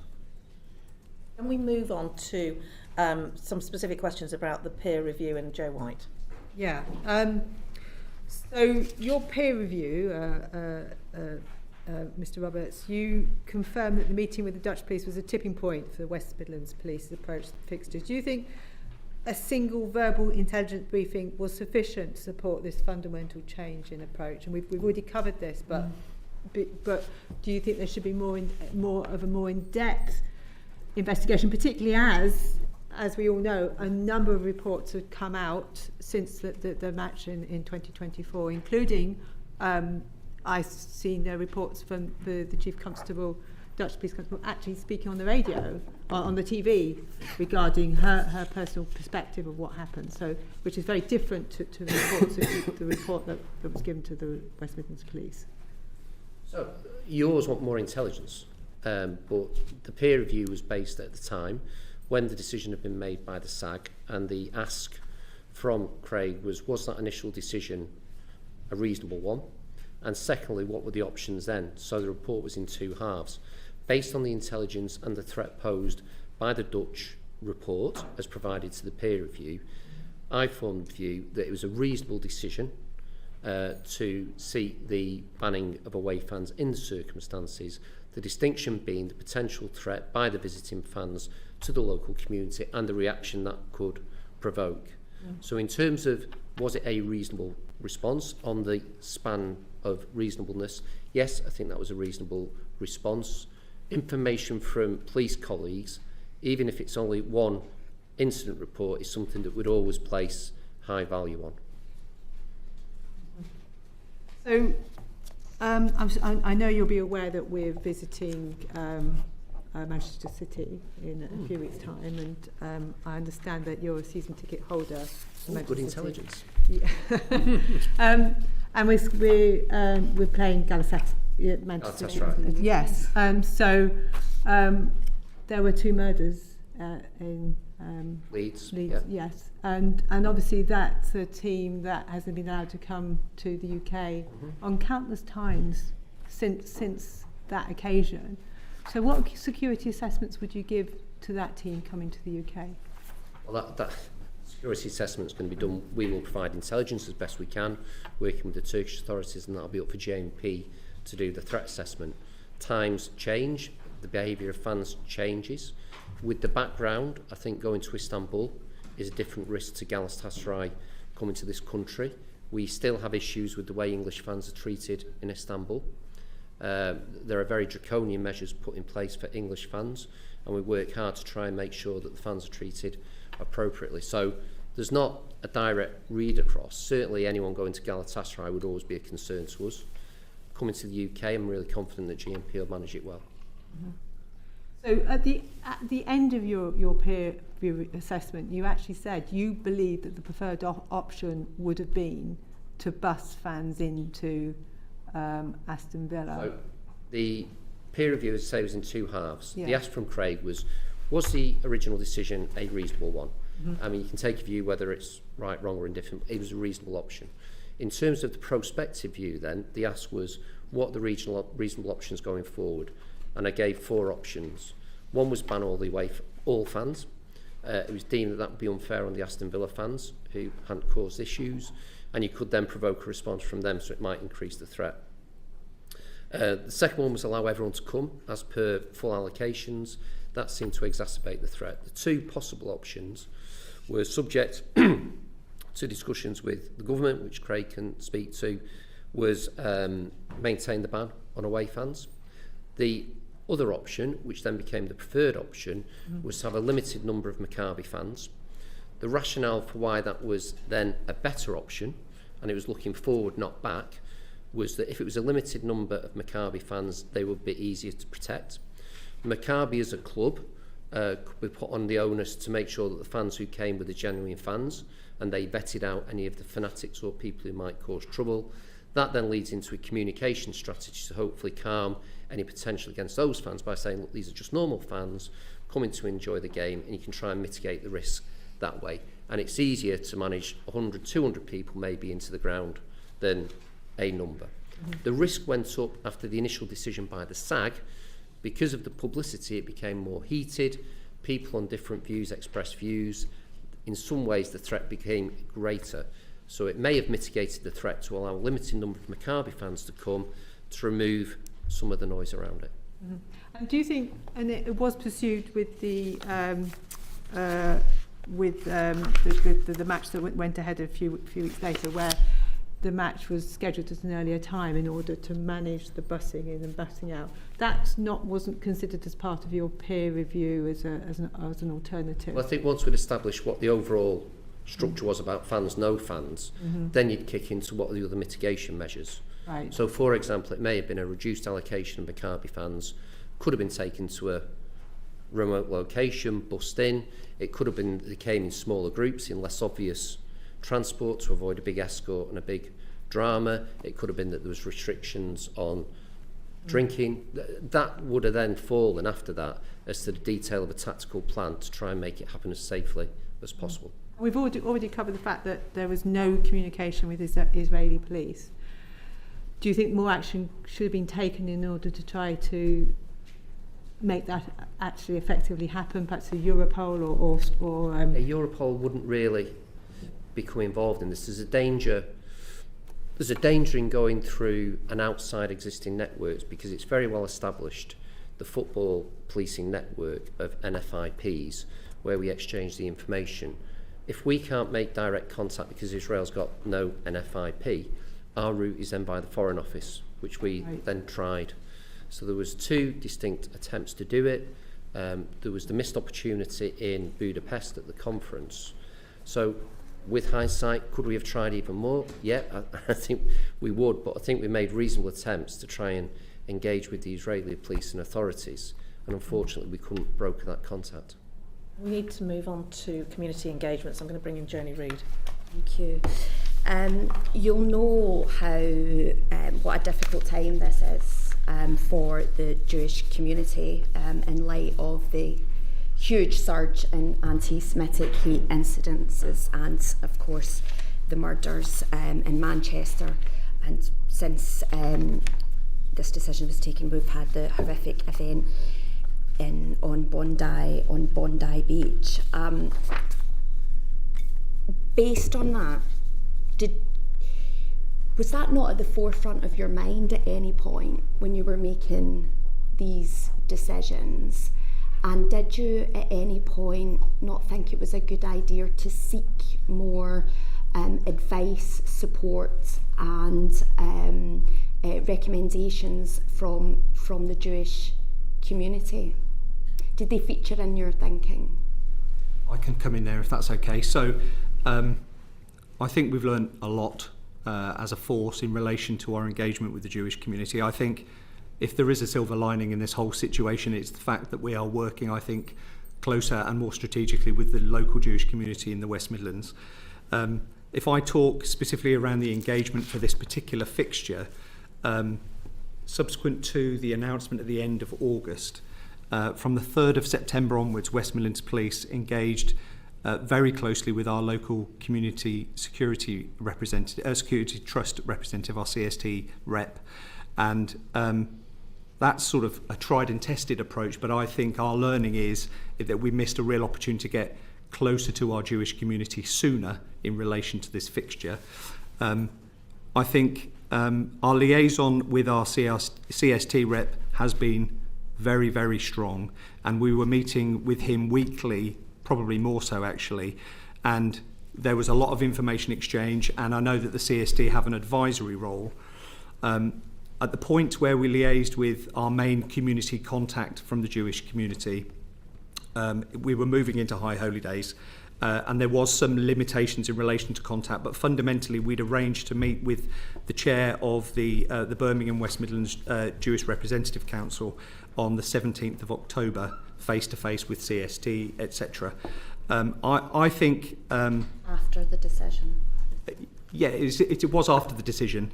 However, the second SAG was scheduled for the 20th of October, and it was brought forward on the 15th. So I think there are a number of things there. I think our face-to-face meetings with Jewish community reps in Birmingham weren't soon enough. 100% agree with you. I think within the letter from the Chief Constable to the Chair of HASC, we've highlighted, I think, an improved engagement position with the Jewish community in the West Midlands.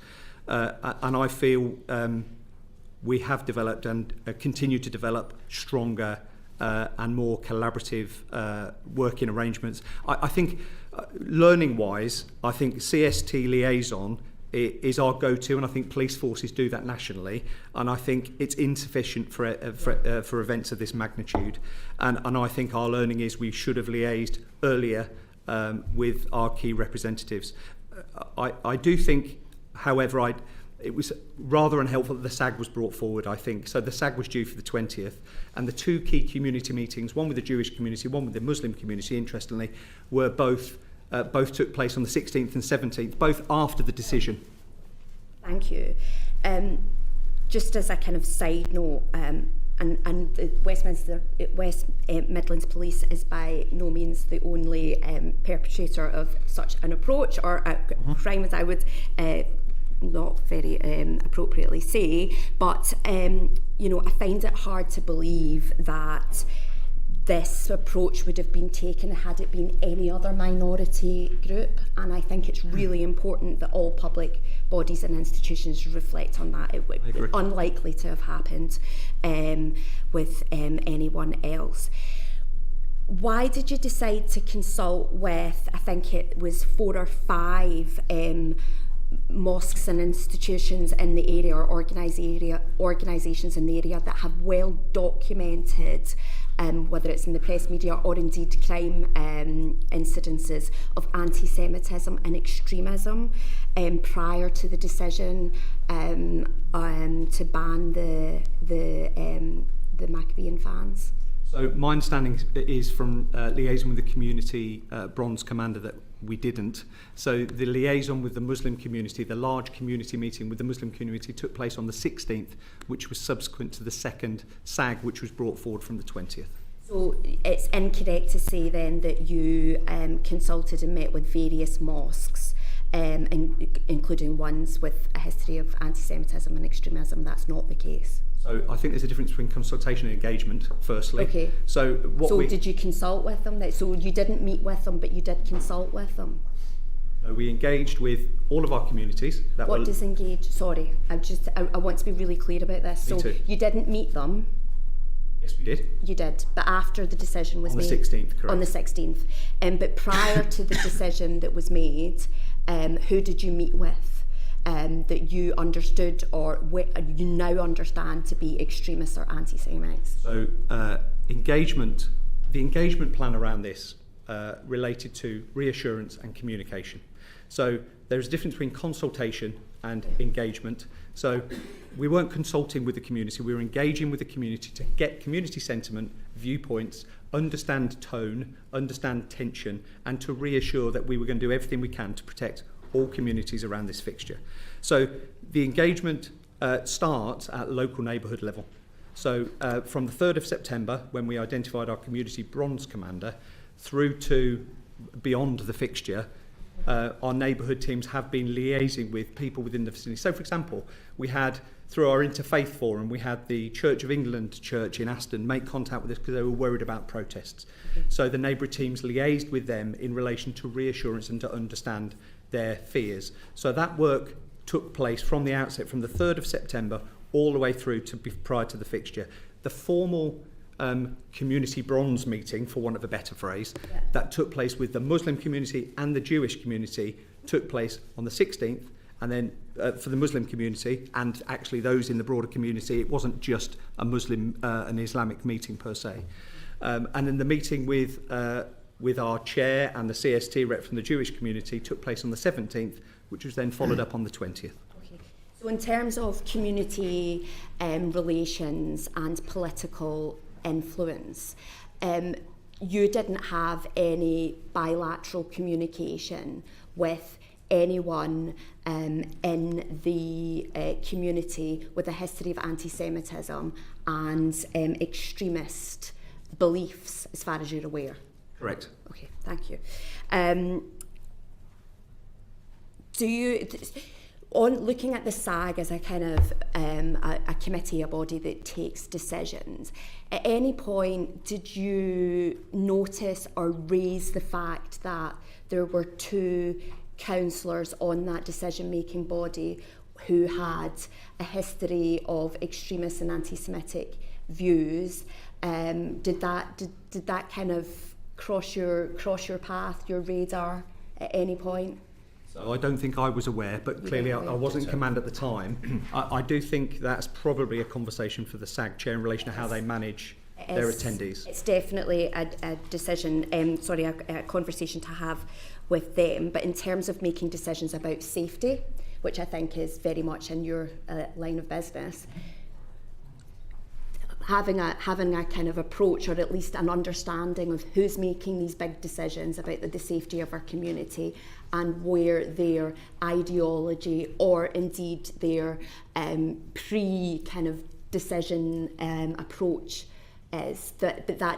You didn't think about that, discuss that. You weren't concerned about who was on the SAG and the decisions and the information that they were bringing in, influencing in the decision about safety. I don't think we were concerned, no. No. Okay. Independent SAG chair, professional, experienced, and lots of different of our local partners represented at the SAG table.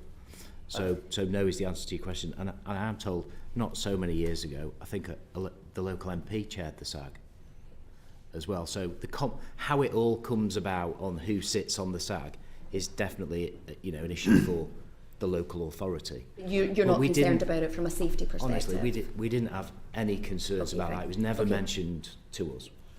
Can I just say a broader point in terms of safety advisory groups? First thing I'd say is, notwithstanding any issues in this, they were brought in post a number of disasters. The genesis of it was around the Ibrox disaster, and obviously we've had Heysel, Hillsborough, the Bradford fire. So there's a bit of an overlapping of different attempts that have improved it. But the bottom line on the current process is this is the longest ever period in British football without a disaster, where people have gone to a football match and died. So if there are tweaks required to the system, we need to be careful, because it's been very successful at keeping people safe. It is clearly locally focused, and on the base level, the aim of the SAG is to let people go to a game and do it in safety. So I think whatever thoughts come out of this, let's not throw the baby out with the bathwater, because we've been very successful at keeping people safe. I think there's probably a broader thing about consistency of SAGs, which you allude to. There is no consistent mandate for who goes apart from emergency services. SAG chairs have varying degrees of training, background and relevance for this. So there is a very diverse picture across the country about the efficacy of SAGs. That said, the process has worked very well at keeping people safe. The final point to make, obviously there's been national government commentary on this. I do think some thought needs to be given about how we give those broader concerns a voice at a SAG in an audited way. Because ultimately the SAG and the Chief Constable, if this has gone badly wrong in terms of public safety and people have been injured or hurt or died, then they're the people who are going to be held to account. So I think we need to look at a way of updating the system for consistency, but also to give appropriate people the voice. Bearing in mind we've got Euro 28 coming up, where there'll be a lot of commentary, so it needs to be fed in a proper, documented, audited way that I think from the conversation we're having you'd probably agree with. So, and we obviously, Baroness Casey did her report following Yes. the incidents at Wembley, and our sister committee, the DCMS committee, is looking at safety advisory groups now as well, but we as a committee will absolutely this is part of what we're looking at. Joe White wants to come in quickly, and then I'm going to Robin Moore. We're going off in diverting actually, but this is about the way that way that football is managed, because it's responsible for DCMS, responsible for the Home Office, and now you're talking about the FCO. Now, sorry, the FCDO are purely a conduit for us to get information. Okay, but in my view, and it may well become a recommendation that comes out of this our report, is how these issues are managed, because we're getting, the security and safety of sites of football grounds muddled up with fans and who attends, etc. And I think that there should be very entirely different decision making processes. It's probably a more in-depth conversation. The remit is safety. A subset of that is security. It's only relatively recently, that the Green Guide's been updated to specifically reference the need to consider crime and disorder and counter-terrorism as a subset of safety. So it's not perfect, but it's a really good system that's kept people safe. So I just think we need a considered approach to make sure it's absolutely even better.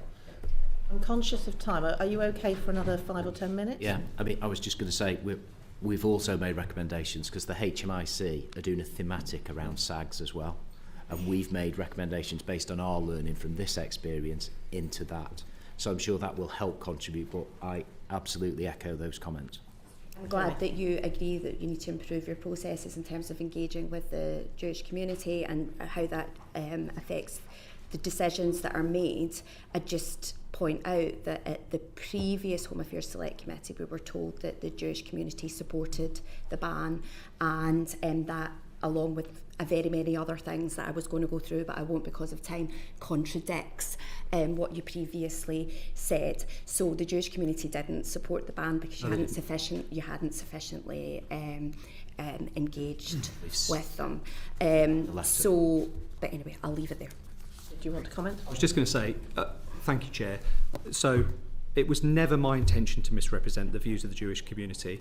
I was personally quite gutted to leave the first session, to be contacted by the Chair and to understand that I had caused confusion or consternation. That was never my intention. I immediately apologised, which was then shared with the community. I will do whatever I can with our local commanders to continue to improve our working relationship with the Jewish community. And Mrs. Jacobs is someone that we regularly liaise with, and we are very grateful for the support that she's given us, and I know she's grateful for the support we've given her post some of those international events, and that's what I was saying before, we absolutely continue to do so. I don't know who Mrs. Jacobs is. Probably more. Just following on with community engagement, did you engage with mosques or Muslim representatives in advance of making a decision? In advance of making the decision, I think we liaised with a range of faiths, community groups and mosques, yes. Including mosques. On what dates did you meet with mosques Or Muslim representatives? I've got a full list of community contacts. I can send that to you if you wish, in relation to every single date and time of every communication that took place. That would be great. It is my understanding that West Midlands Police decided to consult with various mosques, as you've indicated, Engage, not consult, but yeah. Okay, including ones that had a previous documented history of anti-Semitism prior to the decision being made with Maccabi fans. Are you aware that those mosques had that? Not as far as I'm aware, no. No. And is it reasonable to check that those mosques would have had that level of accusation that had been made against them before engaging with them? What we have is that a vicinity or a community that has places of worship, charities, third sector organisations and key contacts, and we liaised with a lot of different people who I'm sure have a range of views, but it wasn't consultation, it was engagement, and there was no pressure in relation to our decision. It was made in relation to public safety. Just finally, why was the threat level to local Jewish communities downgraded from medium initially and then didn't feature in the West Midlands Police final report, the reference to it being downgraded to medium? So I think that was in relation to the third SAG and the information provided by the Silver Commander. I'm not aware of why it was removed. My understanding is we were focusing in relation to the attendees, the protest groups, etc. Okay. It was downgraded but then not necessarily included within the final report or reason. That was more of an oversight than anything else. Can I jump in there? Why was the threat to Maccabi fans was high on the 7th of October? We have all this evidence of armed vigilantes or the threat of that. Why was their threat to them downgraded to medium by the 24th of October? What happened to downgrade the threat to them? Yeah, so you're absolutely right. The reason it was high was because of the information intelligence that we had within the operation to suggest that there was a threat that could be posed towards the Maccabi fans when they arrived. By the time of the final SAG, Maccabi Tel Aviv had said they'd refused all away tickets, so we were expecting no away fans, so therefore the risk level had reduced. So it was because they were not coming, Correct. There was a medium threat to them still. Correct. Why was there no threat or low threat? Because there was potentially an opportunity for people to still attend. Why was the threat to the Muslim community raised from low to high? From low to high? Yeah, between the 7th of October and the 24th. I would imagine in relation to the information intelligence that was presented to the Silver Commander at the time. But the Maccabi fans weren't coming, so it was not from the Maccabi fans, presumably. I would assume not, but again, So I think post the decision being communicated, we had an uptick in right-wing protest. So we started to receive more... So it became a higher risk because of the decision to ban the fans? Yes. So we started to get more intelligence coming in of counter-protest, which would have been obviously directed towards our pro-Palestinian protests. So not a threat from Maccabi fans, but additional protesters coming into Birmingham to sort of counter-protest around the pro-Palestinian protests. Bobby? So just moving on to engagement with the Home Secretary, what was the response, and this is addressed to the Chief Constable, if I may, what was the response of the Home Secretary after you indicated to her on the 8th of October that the no away fans was the working assumption of the SAG?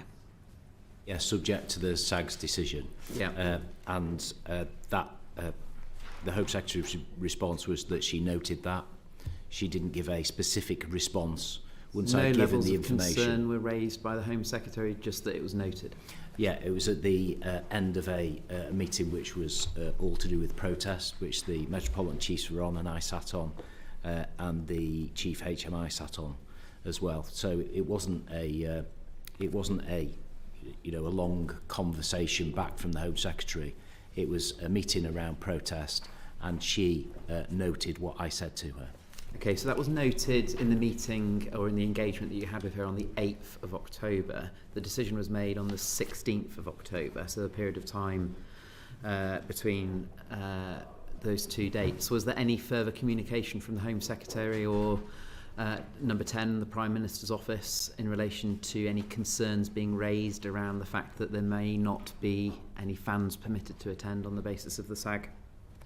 No, there was no further correspondence. I've hopefully supplied you with details of the correspondence that was relevant, because I think in Chief Constable Roberts' submission there was a couple of emails, and I think we've done the same as well.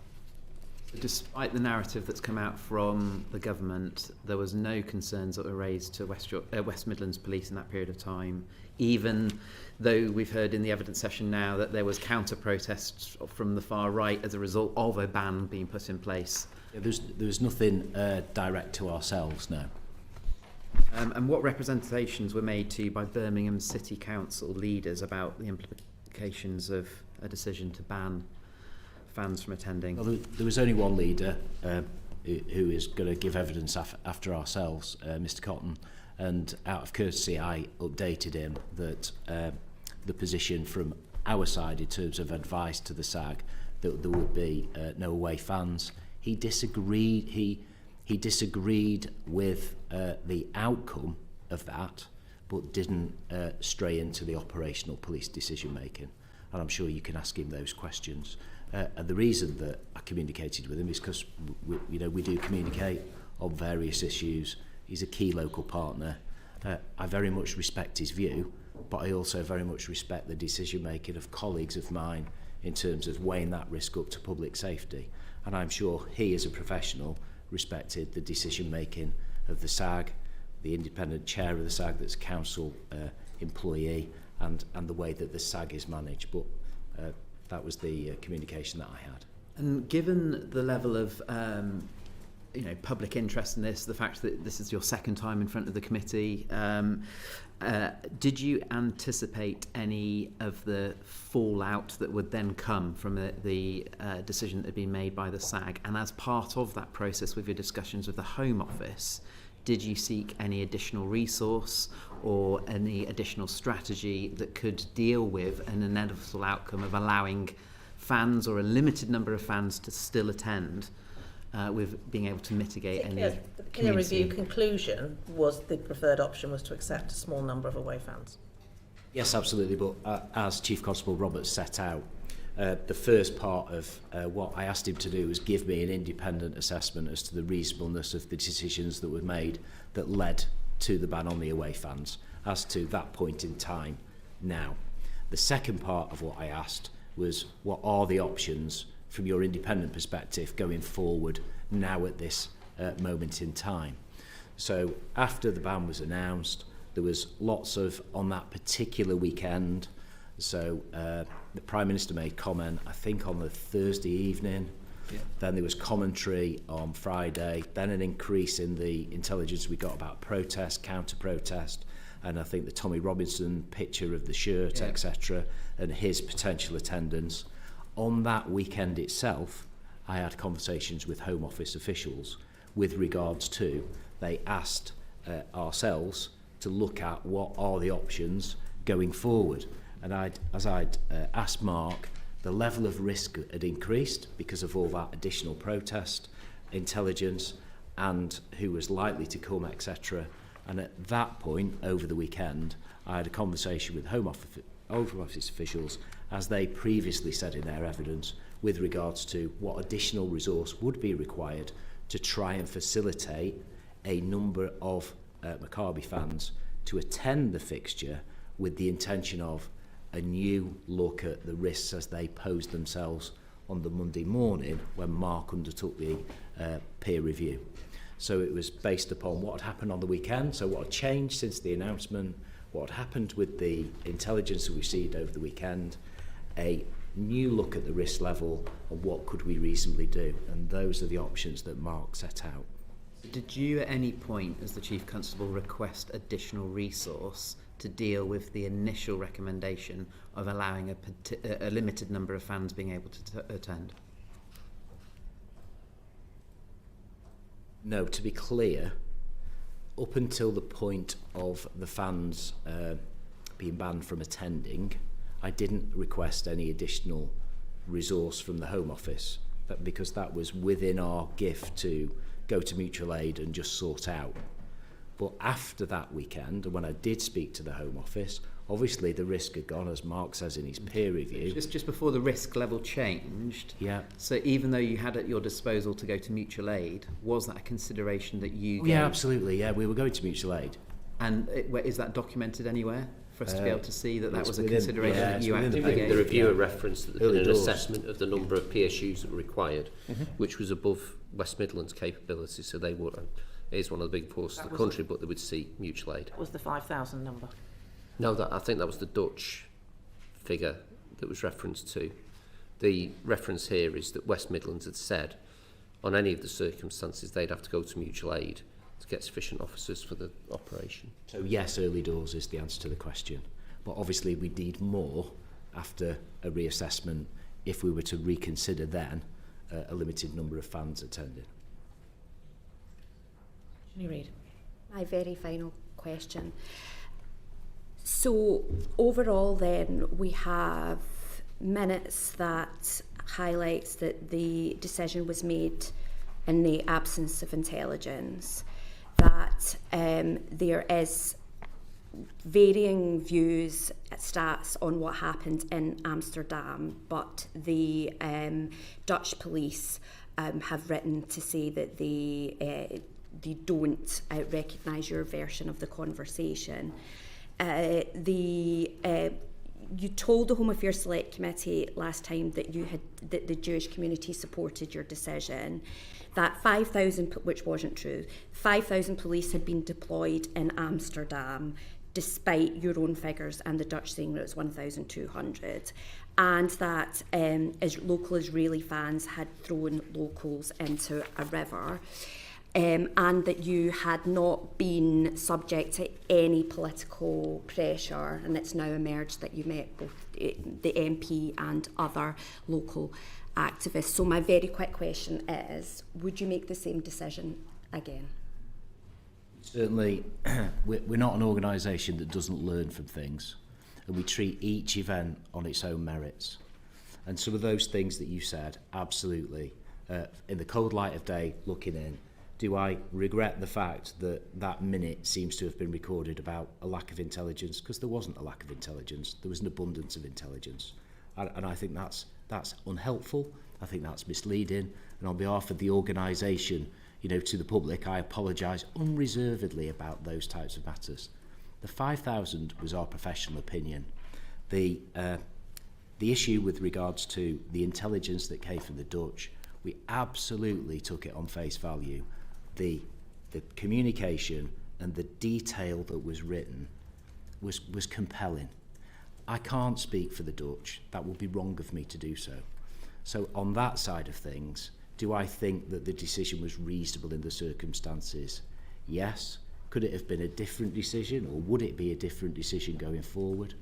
Possibly it could have been. But all these decisions depend on the facts and the intelligence that the commanders weigh up over a period of time. But those things that you've highlighted, as I've said quite clearly, those leave questions for me in some of that detail, particularly about the absence of the intelligence. And Mike corrected the record very quickly in terms of what was said to make it clear that we didn't mislead anybody. And we are very sorry if we gave any of that impression. And I'm also very much sorry, and I do regret the focus that this has placed on our local Jewish community in light of all the other events that have happened nationally and globally.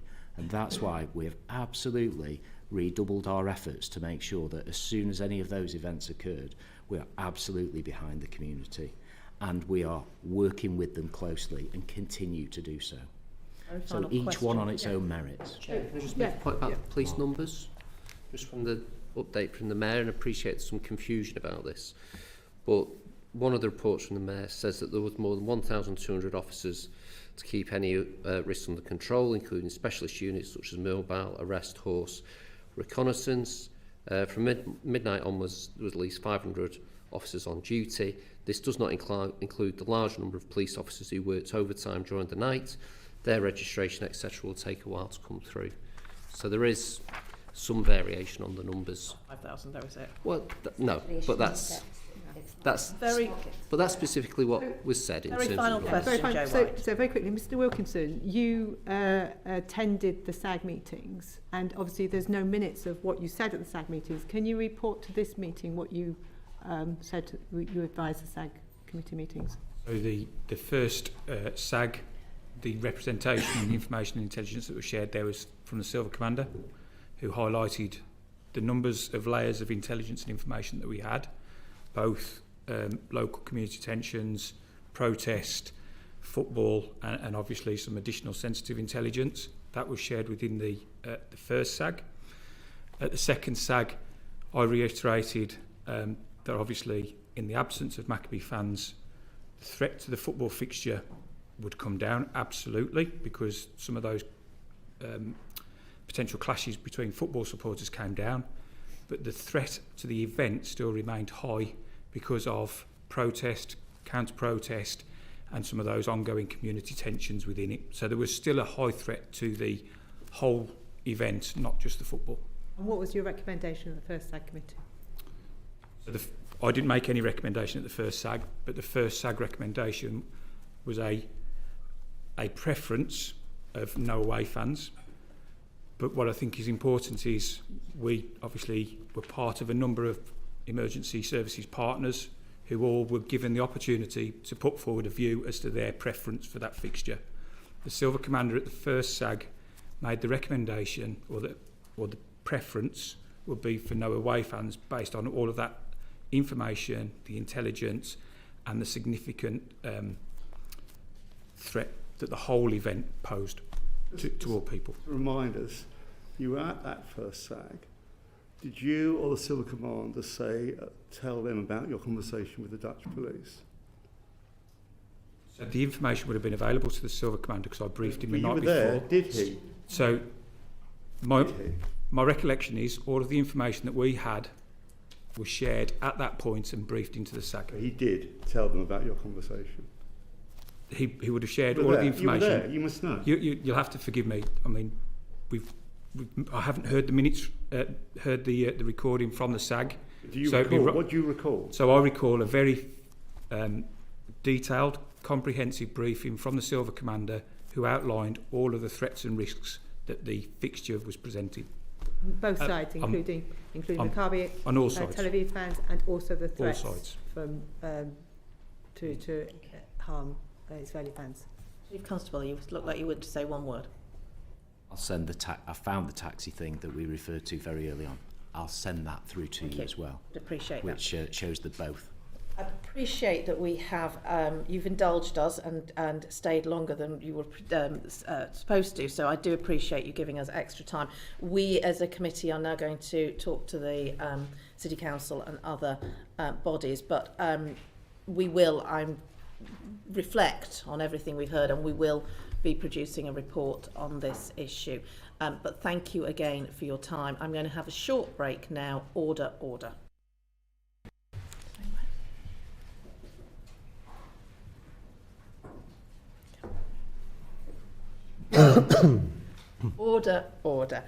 We now come to our second panel of witnesses on the issues regarding the decision to ban away fans for the Aston Villa Maccabi Tel Aviv Europa game. Can I ask our second panel to introduce themselves? Perhaps I'll start with you, Mr. Brooks. Thank you. I'm Richard Brooks. I'm an officer of Birmingham City Council. I'm the Executive Director of City Operations. So that covers a portfolio of the core environmental services of the Council, the waste collection and disposal, highways, regulation and enforcement. And for the purposes of this committee, it's also the resilience function, which is where the safety advisory group is housed. And in the regulation and enforcement function, the environmental health function, which is where the licensing of the ground is done. Thank you very much.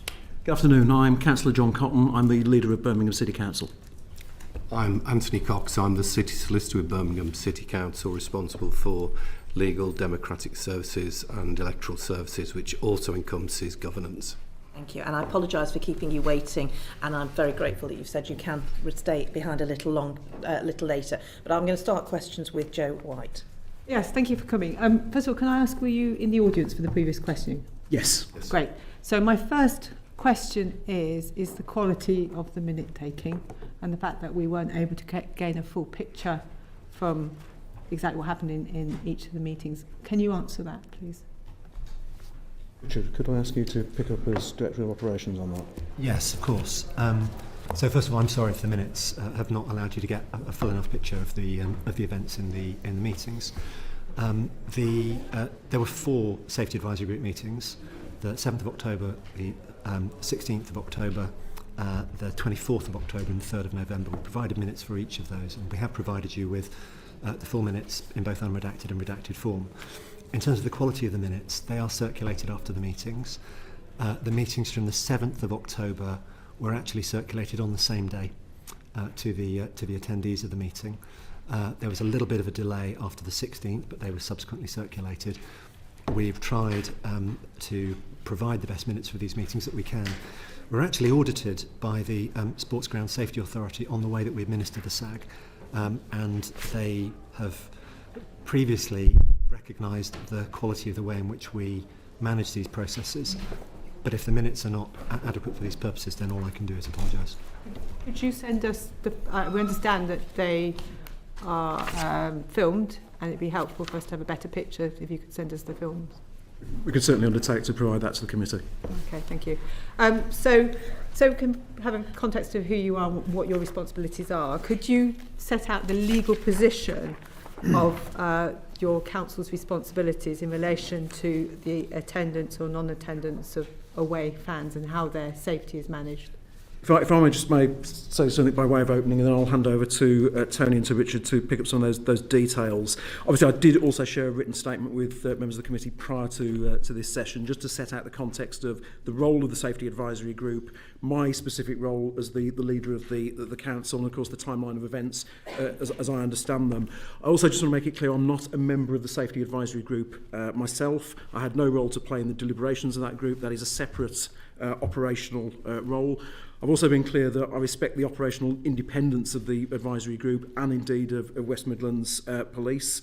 I wish the Safety Advisory Group had been able to take a different position to the one that it took. I've made that publicly clear, and I note the Chief Constable referred to that in terms of the interaction I had with him in the run-up to these events. I am absolutely clear that I want Birmingham to be a place where people can come and attend football matches freely without fear of harassment or discrimination. That absolutely remains my view, and I'm absolutely clear that we have to have a robust, independent Safety Advisory Group process. I also am clear that whilst I'm the political leader of the council and took a very clear line on the fact that I thought this was not the position I wished to see, it is not my role as the leader of the council. It would be inappropriate for me to interfere in an operational matter and on a process that is led by the evidence that statutory partners, including the police, place before it. But I will ask Tony just set out some of the understanding of the legal position as well with regard to the SAG. Yeah, in relation to the SAG, obviously they were a recommendation from the Taylor report following Hillsborough and other tragedies. The actual purpose of the SAG is in relation to providing specialist advice to the authority in terms of ground safety, and that obviously includes fans' attendance at the ground. So they provide specialist advice, which is why you have the specialist agencies such as the police, the fire service, all that contributing to the SAG to formulate the advice.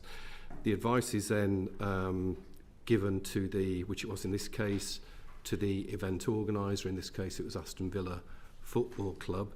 My understanding is that if there's a disagreement about the advice that's being given, it is then for the council, and that falls within Richard's sphere, to actually see whether or not there needs to be action taken in relation to the safety certificate encompassing that ground, in this case Aston Villa. So that's how any prohibition or restriction would be imposed upon the safety certificate in relation to fans' attendance, for example.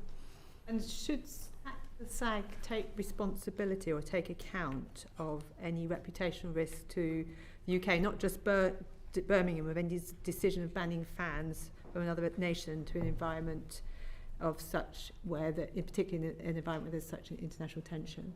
I think the SAG's primary role is about safety at sports grounds, which is why there was a recommendation to actually bring those in. They're obviously chaired by the local authority, which was a recommendation within the Taylor report.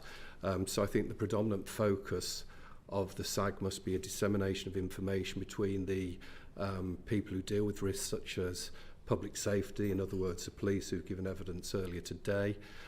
So I think the primary focus must be dissemination of information for members of the SAG to formulate the best advice possible based on all the evidence, with the focus being on safety.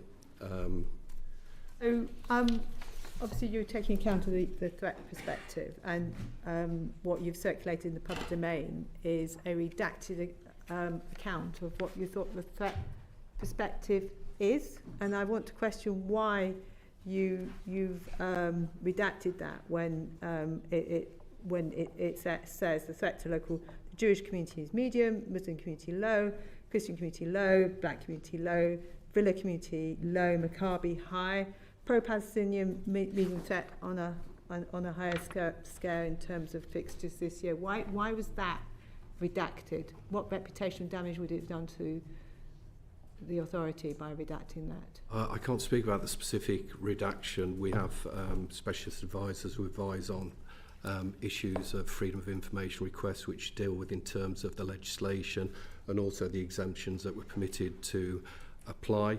That was looked at in terms of the information in conjunction with the people responsible for holding that information. We also take representations from the people who provided the information to authorities such as partnering agencies such as the police, and then a decision will be made in relation to disclosure of that information. I can't specifically comment on that, but I will have a look at that and provide information to the committee if that is required. Can I jump in there? Can I push you on that point? Because the threat levels weren't redacted from the third SAG. Does that strike you as curious? They're redacted from the first SAG and not the second SAG minutes?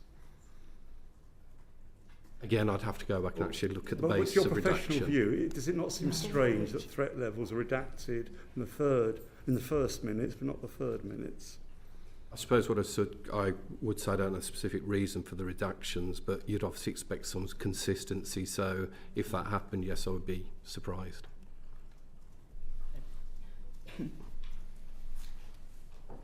So I know, Mr. Cotton, Councillor Cotton, you've concerned about the reputational damage it's done to your city, and I'm sure you're concerned about the risk it now faces for people in the Jewish community and potential people who come to, Birmingham University's got the highest JSOC in the country. What threat does this pose to them now that this decision has been taken? Well, you're absolutely correct. The reason why I made the statement I did in my response to the Chief Constable when he advised me that would be the proposal they were putting to the Safety Advisory Group, and the reason I made the public statement when these matters went into the public domain was exactly that. I'm very proud Birmingham, born and bred in Birmingham. I've lived my entire life there. I am very proud of the fact it's a diverse city. It's a place where people of all faiths and none, all ethnicities make their home, and I want it to be a welcoming and inclusive place. And anything that detracts from that is a concern for me, which is why I raised those issues. We have a very strong tradition of interfaith working in Birmingham that goes back some 30 years now. We have some very vibrant community engagement that we do with communities in the city, including our Jewish community. We also have a good working relationship with the Community Security Trust. We are currently developing our anti-Semitism strategy for the city, which will draw on the government's national anti-Semitism strategy that's been brought forward as well. I am absolutely clear as the leader of this council that we will do everything that we need to do to ensure that people of this city, from the Jewish community and from all communities, can feel safe and supported. Jeremy. Can I just come in there? It's relevant. Have you adopted the IHRA definition of anti-Semitism? Has the council? Yes, we adopted that, I think, you'll need to check the record, but I think it was around 2017, 2018. That was done by means of a vote through full council. Okay, I'll come back to that later, if that's okay. So, as a council, clearly there's levels of risk, and you can take the decision that you just don't want no disorder whatsoever, which probably means you never put a football match on again, or you manage the risk. What's your risk appetite here? Because you wanted the away fans to be able to attend. Were you prepared to accept some form of disorder as a result of that? So my view on this was that I did not want a message being sent out about this city not being a welcoming and inclusive place, and I was very concerned that such a decision to ban away fans would absolutely communicate that position to the world, and that's not a message I want conveyed around Birmingham. I think when it comes to the specifics of safety and risk, that is absolutely rightly considered in the forum of a safety advisory group, and you want the professional expertise and perspective to inform that decision. It shouldn't be informed on sort of external political perspective. So my view of that would be it'd be very difficult for a safety advisory group to take a decision having received sort of clear assessment from the police and others around what they perceive the risk to be, and I don't believe that any council leader would be in a position where they would go against very serious advice that was coming forward in that forum. So I think there's an important balance to be struck there. Was it made clear to you that there were mitigations that could have been put in place, as Lord Mann had recommended? So I had asked, the timeline of events was that I received a message from the Chief Constable on the 8th of October, advising that would be the advice that was given to the Safety Advisory Group. I responded, as has already been alluded to say I thought that was not going to send a positive message about Birmingham. However, I do respect operational independence of these matters. I then, on the 9th of October, asked to meet with officers supporting the Safety Advisory Group so I could assure myself of two things. One was that the processes were being correctly followed in terms of how the Safety Advisory Group operates, and also just to question how are we absolutely clear on the risk assessment that's been brought forward by the police and other partners. And that I think was an appropriate thing for me to do as leader. You were given the intelligence that was used to make the decision. Were you able to see any other forms of intelligence? I was given the high-level readout on what was being provided to the Safety Advisory Group. I was very clear that I shouldn't get into the minutiae or detail of those Safety Advisory Group meetings. I think they have to be led by the evidence based on the partners around the table. Were you aware that the peer review had recommended that the least worst solution would be away fans with reduced allocation? That was not something I was aware of at that point, but I had asked the reason I was asking questions is because I wanted to ensure that had all options been looked at. Yeah, of course, Robin. Just saying you sought reassurance as part of the process that the procedure had been undertaken appropriately, but were you reassured? So I continued to ask questions on the back of that meeting, and indeed, as you'll have seen, there was then further correspondence between the council and the police through officer channels, and of course there was a further meeting of the Safety Advisory Group that took place. My principal concern here was that we were taking a decision that did not detract from the reputation of the city, and I fear that the reputation of the city has been affected by the manner this was handled. Sorry to just ask the question again. Were you reassured that the process had been followed? I was reassured the process with regard to the operation of the Safety Advisory Group had been absolutely followed. Obviously, I've followed with interest the proceedings this afternoon regarding some of the information that was provided to that Safety Advisory Group, and I'm sure the committee will draw its conclusions on that in due course. And what about the interaction between central and local government? Because clearly one of the things that has been the Baroness Casey review put forward, and something we will consider as a committee, is where central government should get involved and whether there was more of a role for central government. Do you have any views on that? I think certainly when you've got issues of national interest, and this clearly became an issue of national interest, there needs to be interaction between the local authorities and central government, but both need to inform each other over the handling of something it becomes about the UK's reputation as well as the city's reputation. So I'll be very interested to see what comes forward in terms of recommendations to yourself in that regard. Thank you. Carla. Thank you. I am very concerned about these redactions. There's only 2 substantive redactions in all the minutes. They're in the first SAG. The first one is with regard to one which has been said, meant a threat to the local Jewish community. In the third set of minutes, the threat, as I've said, is not redacted, although the reference to the Jewish community is missing. There's also an inaccuracy that the first minutes say the threat to the Muslim community is low. Those are summarised in the third minutes as being medium, so they're inaccurate. The redaction is bizarre because the same thing has been redacted in one and not the other. The other substantive redaction is the one with regards to the police intelligence or lack of. There's in absence of intelligence based on conversations with peers and my professional judgment, there's no concerns with Villa fans, etc., etc. That's been redacted. Can you think of any legal reason why that should be redacted? The two bases for redaction was one, first involving individuals' personal data, which is probably obvious from the redactions. The second redactions was in relation to law enforcement issues after the police and national intelligence. So that's why my understanding is why the redactions were applied. Basically, a lack of intelligence. It's not simply to avoid political embarrassment.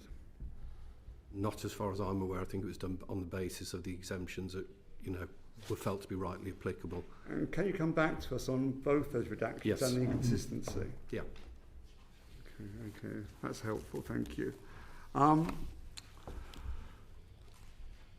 When you knew the Chief Constable, or when you knew that there was going to be a recommendation to ban the away fans, how strongly did you discuss this with the Chief Constable? How far did it get, this conversation? So I responded to a text message I received from the Chief Constable on the 8th of October to say that, as I set out earlier, that I thought this was a decision that would reflect badly on the city. I thought it was the wrong decision. However, I also emphasised in that message that I respected the operational independence of the police and of the Safety Advisory Group. That was the message I very clearly conveyed back to the Chief at that point. And did you go outside the city politically? Did you address this nationally? No, my view was very straightforward, that it was for the Safety Advisory Group to act on the basis of the intelligence and information that was put before it by statutory partners. I thought it would be inappropriate for me as a politician to step into that space, having already conveyed my concerns around the wider impact that it would have upon the city. And what about this from the resource perspective? Because there's an issue of resources in addressing these risks. Was there not an element there where you could talk to one's political masters in Whitehall? Well, again, I would have expected such conversations to be part of, based on information and intelligence that went to the Safety Advisory Group. We have a long-established process that the Safety Advisory Group considers those with the appropriate professionals sat around the table and then would come forward with recommendations and proposals. I thought it would be crossing the line, frankly, from the point of view of my responsibility to step into that space. I thought the process should be followed, and I'm sure the process was in terms of the group itself. And did you quiz them as to the process having been followed, or did you assume it had happened? No, I asked a series of specific questions. When this process started, I must admit my knowledge of safety advisory groups and the whole process was somewhat limited. It was not something I'd come into contact with, so I had to learn a number of things. Yeah. Yes, exactly. So and the reason I convened that meeting with officers on the 9th was actually to understand what's the role of the safety advisory group, where does this fit in terms of the legal framework, what is the appropriate process to be followed in these circumstances. I was assured that the appropriate process was being followed from the point of view of the City Council as the convener of the safety advisory group. Clearly that safety advisory group can only act on the basis of the information that's placed in front of it, and that I think is probably the issue that we're teasing out here this afternoon. Thank you. Jenny Reid. Thank you. I asked earlier about whether your local authority had adopted the IHRA definition. You said yes, which is nice to hear. But I think you're right. I think that this incident has damaged the reputation of Birmingham as a whole, and it's allowed people to spread myths about Israelis being uniquely evil and unable to come here and behave properly in the UK. But do you think that it is appropriate for councillors who have predetermined views, anti-Semitic views, to sit on the SAG and be part of this decision-making decision-making process. And yeah, that's my first question. I suppose that there were two points that come out of that question. One is the role of elected members and whether they should indeed sit on safety advisory groups. Now, Birmingham's unusual but not unique in that respect, and we'll come back to that because I do have some views on that. The points around any member participating in a safety advisory group meeting or indeed any other meeting, I would expect them to abide by the code of conduct, and I would expect them to abide by declaring any interests or issue that had arisen that would be seen potentially to prejudice their judgment. And I note that on the agenda for the safety advisory group, there was a point at which people were expected to disclose any prejudicial interest. I think that's absolutely right and proper. It wasn't in this case, was it? So my understanding is that the 24th of October, where a decision was taken, there was there were disclosures were made. One member recused themselves from the meeting on that basis. I know you're not. I know I'm not going to push this because I appreciate that that's not your that's not your responsibility. Yeah.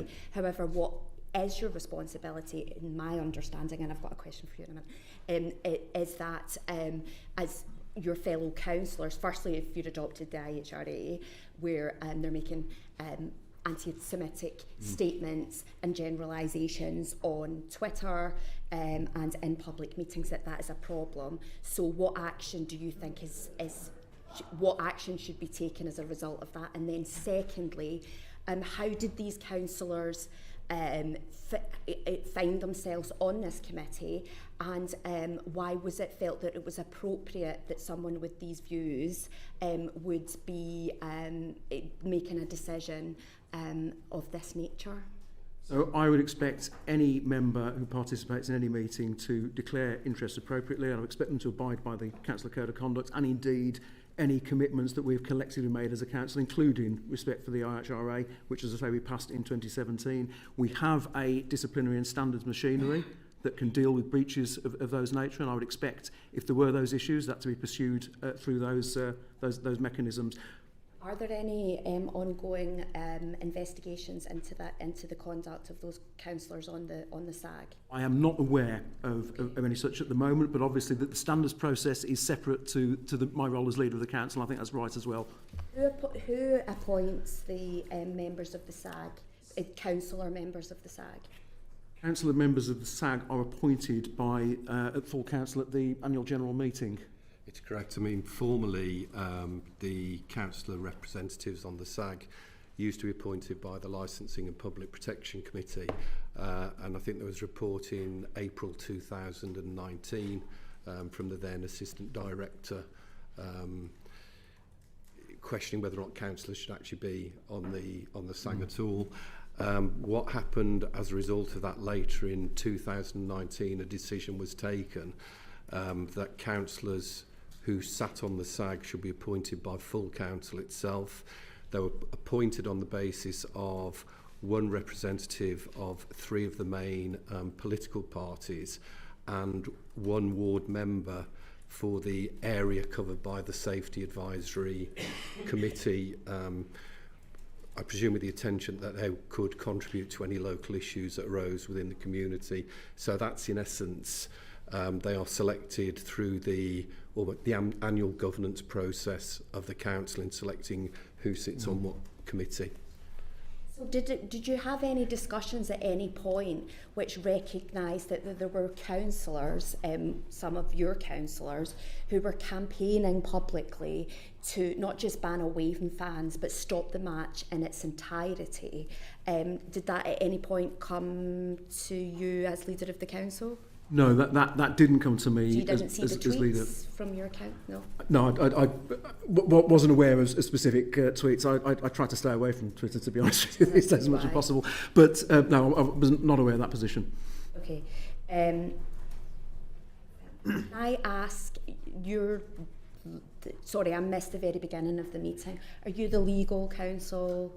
No, excuse me, I'm the Executive Director of City Operations, so I'm responsible for the part of the council that administers the SAG and also the licensing function which regulates the ground. Legal counsel. Sorry. So can I ask about predetermination. So for my sins, I used to be a councillor, and I chaired a planning committee for a number of years, and predetermination was obviously a really important principle in local government. Is that applicable to the SAG? The SAG in essence is not a decision-making body, it's actually a body that provides advice, but I think any council has a really strongly opposed view where it would impact upon their ability to actually reach a fair decision based on the facts, should actually consider whether or not they should be sitting within a committee. And I probably don't need to tell you this from what you're saying, there's a difference between being predisposed to something as opposed to predetermining something. I completely agree with you. So in that case, do you think it was appropriate that councillors who were campaigning publicly to stop the football game in its entirety, that were on the SAG, which made the decision to ban away fans? Is that legally appropriate and morally appropriate? I think there's a number of things in answering that. I think each individual member of a committee, councillor or otherwise, actually has to take a personal decision as to whether or not they can make an informed decision based on anything without predetermining something.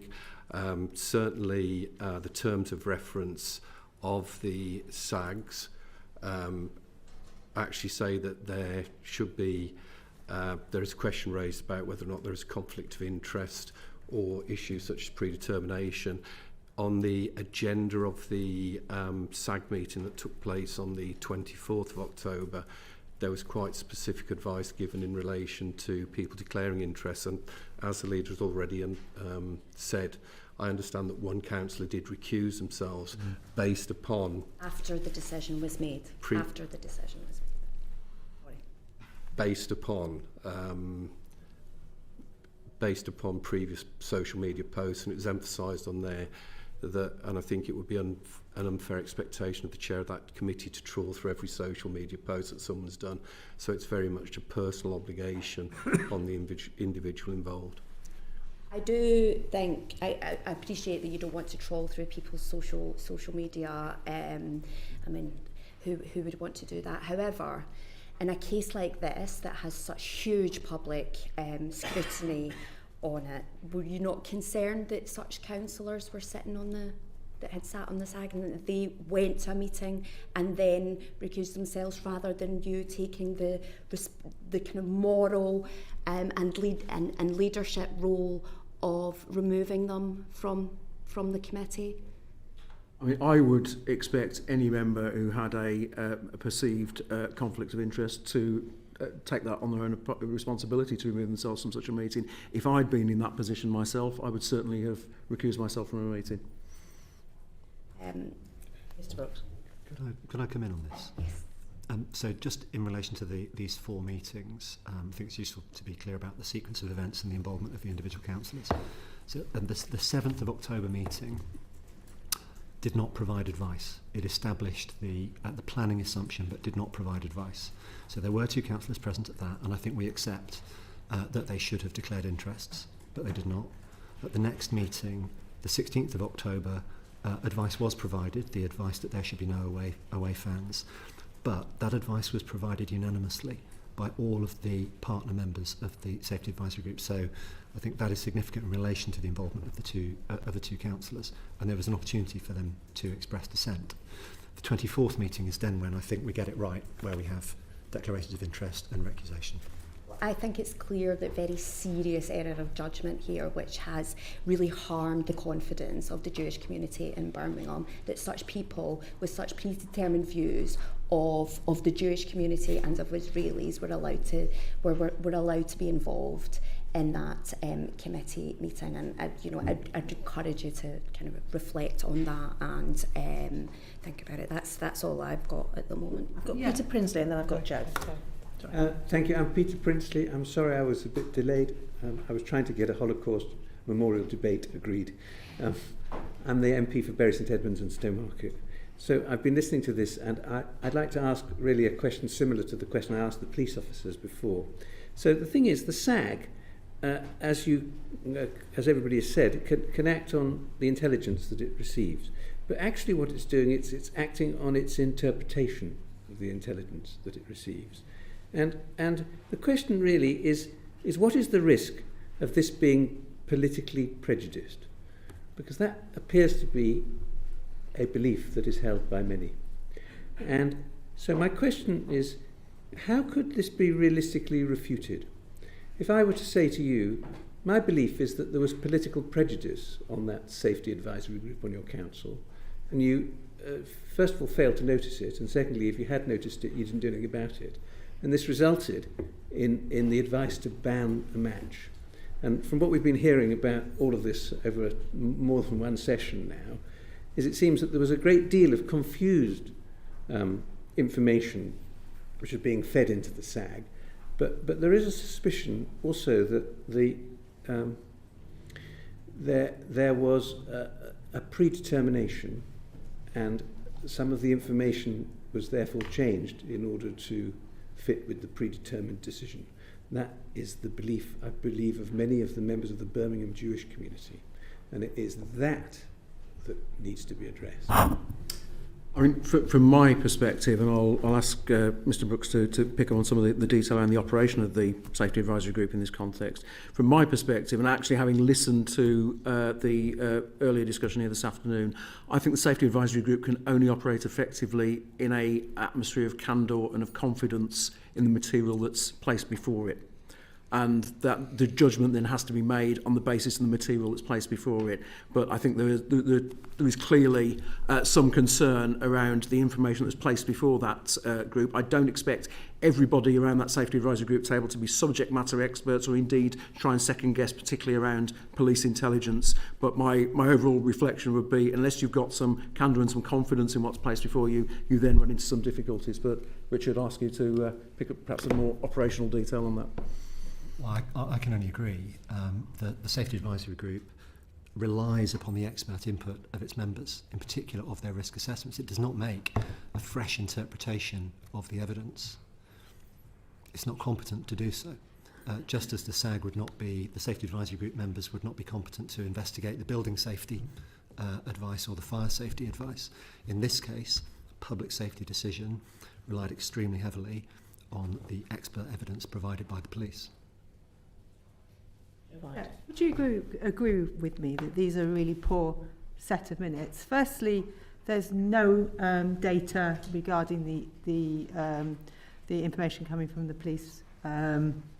Secondly, the only opinions that are recorded are that of councillors who are opposed to fans coming to Aston Villa and repeating concerns of the community who want it stopped. Quote, the fact that these councillors have already campaigning in a public arena for the match not to have Maccabi fans in attendance, would you say that there's a breach in Nolan principles?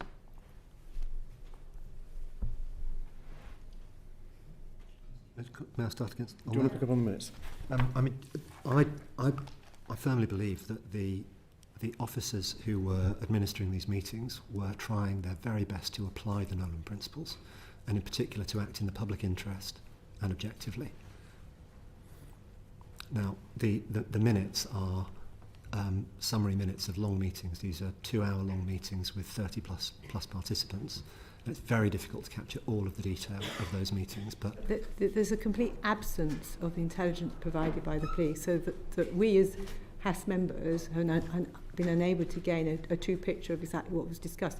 These minutes are now out in the public arena, so the whole of the country be studying them, and what's being recorded here is not, we understand now, is not a true picture of what was being informed to the meeting. And then you're getting commentary from councillors who do not want Maccabi fans to attend the match. So we're getting a very biased picture from these minutes. Would you agree with me? I don't think I can agree that it's a biased picture in the minutes. It may be an incomplete picture and not a perfect record of the meeting, but it is our best attempt to provide an accurate summary of what was discussed at the meeting. In my view, it's not. We're getting an inaccurate picture, an understanding of exactly what was agreed at that meeting. I think the fundamental point upon which the decision was made, which is the police intelligence, I mean, it's a genuine question. How can that not be included in the minutes? I can't get my head around that.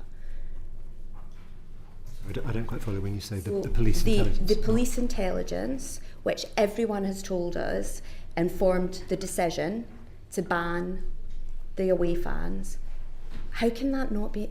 How can that not be included in the minutes? Now, it's not redacted. It's not there, and yet we have the kind of anti-Semitic ramblings of a far left councillor.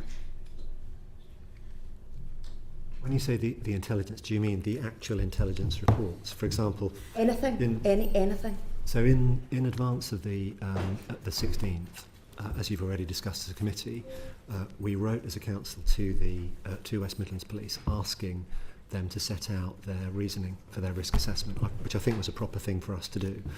And in advance of the meeting on the 24th, we wrote to them, and this is unusual practice for safety advisory group meetings, that's not normally done. We wrote to all of the partners asking them to set out their evidence in advance of that meeting, and again the police did that. Why wouldn't it? I mean, why isn't it in the minutes? Even just noted as intelligence can be found at Appendix C or whatever it might be. We decided to ban the away fans because Yes, they had a conversation on the phone. All I can understand is that two councillors agreed that the away fans shouldn't be in attendance. And so from my understanding of the minutes is that this is pressure that's come from two councillors rather than intelligence that's been provided by the police. So you have here a biased set of minutes that's inaccurate and is giving us a false picture of exactly what went on in those meetings. I mean, what I'd say is I wasn't at any of the SAG meetings, The police. and I think, well, it's an actual, that is fact. I wasn't at the meetings. What I would say in relation to minutes, they're never a verbatim record of what has been said in a meeting.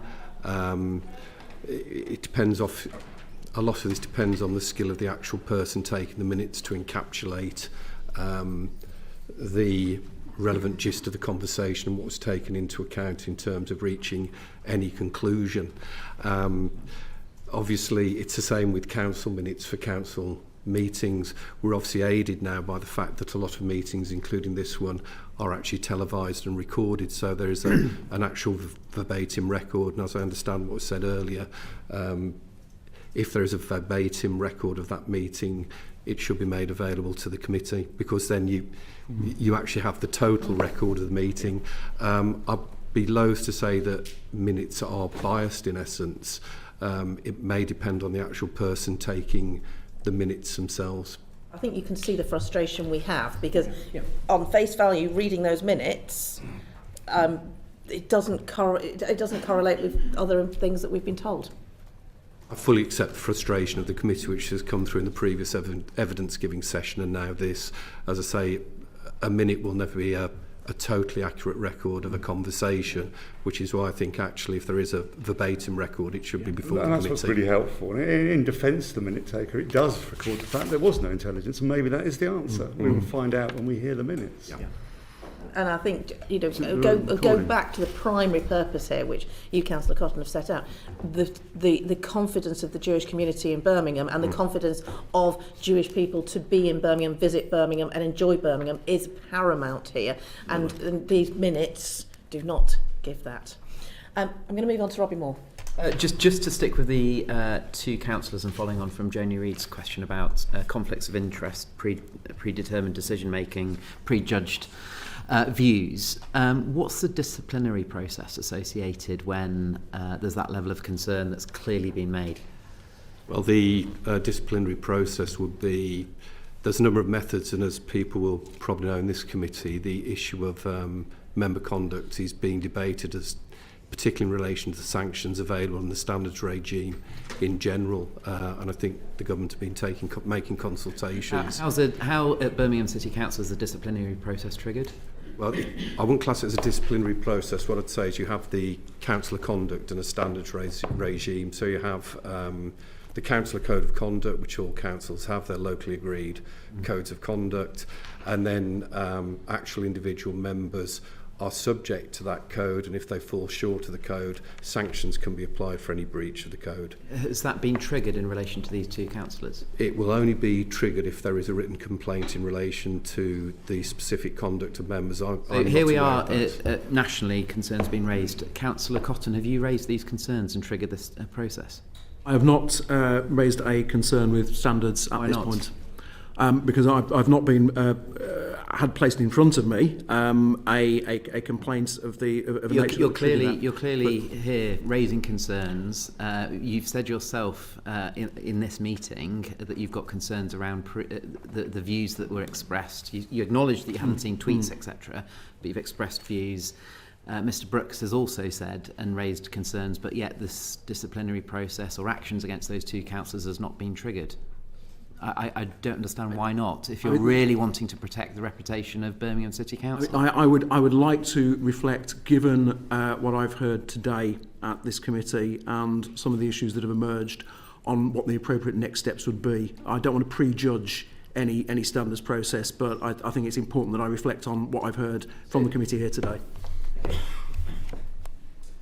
So just going on to community impact assessment issues, what was your assessment of the advice from the SAG on the level of risks to different communities in Birmingham and to the Maccabi Tel Aviv fans? And can you explain why the level of risk changed over the course of time in some cases? I'm not sure we can, because I don't think that's the process for the SAG. I think the SAG has to accept the risk assessment on the basis of the assessment by the relevant competent partner. It did not. We didn't. No view on that. We had a view in the sense that we wanted to know how to respond to it appropriately, and one of the important purposes is to enable the whole range of partners, fire service, traffic, etc., all to coordinate around the event as it is ultimately operationally planned, and that's what we did here. How did and maybe this is for you, Councillor Cotton, as well, how did the council seek to communicate the decision with of the SAG ultimately with those in the community that were being impacted by the decision?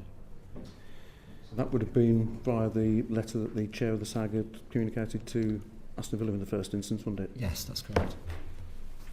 That's correct. So so the Aston Villa Football Club is one of the sort of the two prime recipients of the advice of the Safety Advisory Group, the other being the council itself in its licensing function and other statutory functions. But the chair of the SAG wrote after both the 16th of October Safety Advisory Group meeting and the 24th with the outcome to Aston Villa Football Club. So just written correspondence, no physical engagement or conversations or... They were in the meeting. Fine. So Aston Villa Football Club had multiple representatives, qualified professional representatives in the Safety Advisory Group meeting. And how have you, obviously there's been quite a lot of damage, community tensions have been raised. How as a council have you sought to reassure the Jewish community within Birmingham beyond the ultimate decision that was made and the months that have passed since? Well, as I mentioned earlier, there's ongoing engagement with all of our communities, including the Jewish community. As a council, as has been referred to, we adopted the IHRA declaration some years ago. We promote and support Jewish community events. We have, like many other councils do, a Hanukkah celebration, for instance, which I attended in December. We annually commemorate Holocaust Memorial Day, but we also have alongside that the ongoing engagement with local Jewish organisations. There's the work that we're doing around the development of our new anti-Semitism strategy, which I think is really important. And it's important that's aligned with the national strategy as well. And it also builds on the tradition of interfaith working that we've had in this city over many years, something which I think is very, very important in a city as diverse as ours. Thank you. Jo White. Yes, the police earlier reported that they had picked up through different inquiries that there was proposals for people to arm themselves and to attack the Israeli fans should they come to the city of Birmingham. Was that fed up to the highest level of the authority? Because obviously that's a serious a safety concern that you as an authority should be monitoring and be working with the police on? As the political leader of the council, that was not made clear to me. I don't know whether there's anything from an operational point of view that's communicated through. So in this case, I think it's clear that the police have primary responsibility for public safety and law enforcement in relation to issues such as that. What we do have responsibility for is resilience and emergency planning. So in the event of an attack presenting wider threats, then we would activate our emergency procedures. But that was not this sort of issue. I've served as a councillor for many years at senior level, and the security of my community is a number one priority. And if any intelligence had come through from any committee, then at a senior level we'd have been working very closely with the police to manage that. Let me be absolutely clear, if such a thing had been communicated to me, I would have done exactly the same as you would have done when you were a senior councillor as well. Paul Connor. Councillor Cotton, your letter tells us that in the SAG meeting the 24th of October, there's a new assessment starting afresh. Have you looked at the minutes? Do you think that's what happened? Because it looks just like they reconfirmed their previous decision. Well, I'll refer you back to my earlier answer on this, which is to say that clearly the Safety Advisory Group has to act on the basis of the information and assessment that's placed in front of it. And I think as we've already heard how that process works, and that the Safety Advisory Group can't sort of second guess, particularly when it comes to police intelligence. I have concerns, particularly having heard the interactions here this afternoon around some of the information that was placed in front of that Safety Advisory Group. But I don't think it would be inappropriate for me or anybody else to try and second guess that. But I am concerned, given what I've heard here this afternoon. But do you see? I know we will get a firmer view once we hear the actual recording.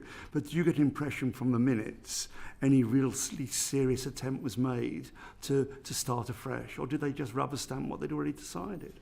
I mean, not having been a participant in that meeting, and simply based on the minutes, based on the evidence that set out in those minutes, I don't think I'm qualified to say to provide an in-depth commentary on what happened within that meeting. However, it is clear to me from the proceedings that are set out there that information was placed in front of the partners who sat around the Safety Advisory Group table, and that they reached a conclusion based on the intelligence that was placed before them.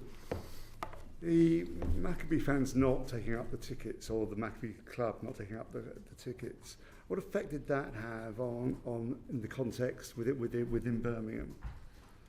So clearly, the decision not to take the ticket, I think it's important to remember that the Safety Advisory Group doesn't take a decision, it provides advice. And actually, the formal role of the Safety Advisory Group is if advice is not then acted upon, the council then needs to reflect on whether it uses its powers in terms of amending the safety certificates. I think it's important that we need to understand that that's how the process plays out. It is an advisory group rather than a decision making forum. Clearly, the decision of Maccabi Tel Aviv not to take tickets somewhat changed the dynamic there, because there was then no decision or advice to be complied with, or decision to be taken. My principal concern, though, was coming back to the overall position at the start, which was to say, look, I do think that if we are saying that we cannot allow away fans of a football team to come into Birmingham and safely participate in a sporting event, and if that's then perceived as being a sense of discrimination or targeting of one community, that is not acceptable. That is not acceptable, and that was my concern right from the outset with the implications of that advice being provided. We've heard the decision to ban away fans increase the threat to the Muslim community from right-wing extremists. Was this something you discussed with the parties? So I was incredibly concerned when I learned that was the advice that was going to be provided to the Safety Advisory Group, because I think a lot of what then subsequently unfolded was quite predictable in terms of right-wing extreme actors stepping into that space and using the situation in Birmingham to pursue their own divisive agendas. I think that was predictable, and that was exactly what was in my mind when I expressed the concerns that I did. And you expressed that danger to people? Yeah, I was very clear from the outset that this was a likely consequence of what would happen if that decision was to be taken. Thank you. Joe White.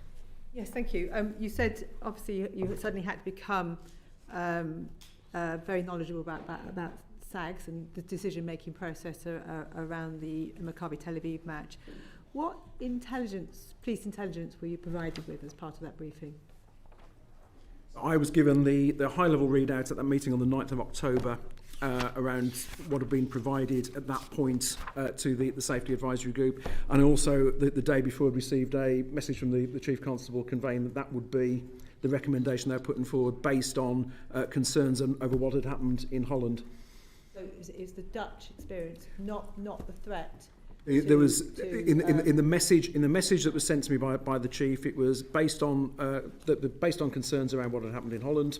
That they were the recommendation would be to the Safety Advisory Group not to invite the away fans, and then I subsequently responded by saying, whilst I am not going to get involved in your operational detail, would be wrong for me to do so, I do think that is a wrong decision for the city because of the message it sends out about Birmingham. So the police did not inform you of the potential threat to Israeli fans by armed groups? I was not told anything around armed groups or anything of that nature, and if anybody had mentioned the prospect of armed groups, I obviously would have responded quite vociferously, because I think something of that nature is clearly a massive concern that needs to be addressed. A bit more. Councillor Cotton, I'm going to ask you the same question that I asked the policing minister and also the Deputy Mayor for Policing at the last session that we had.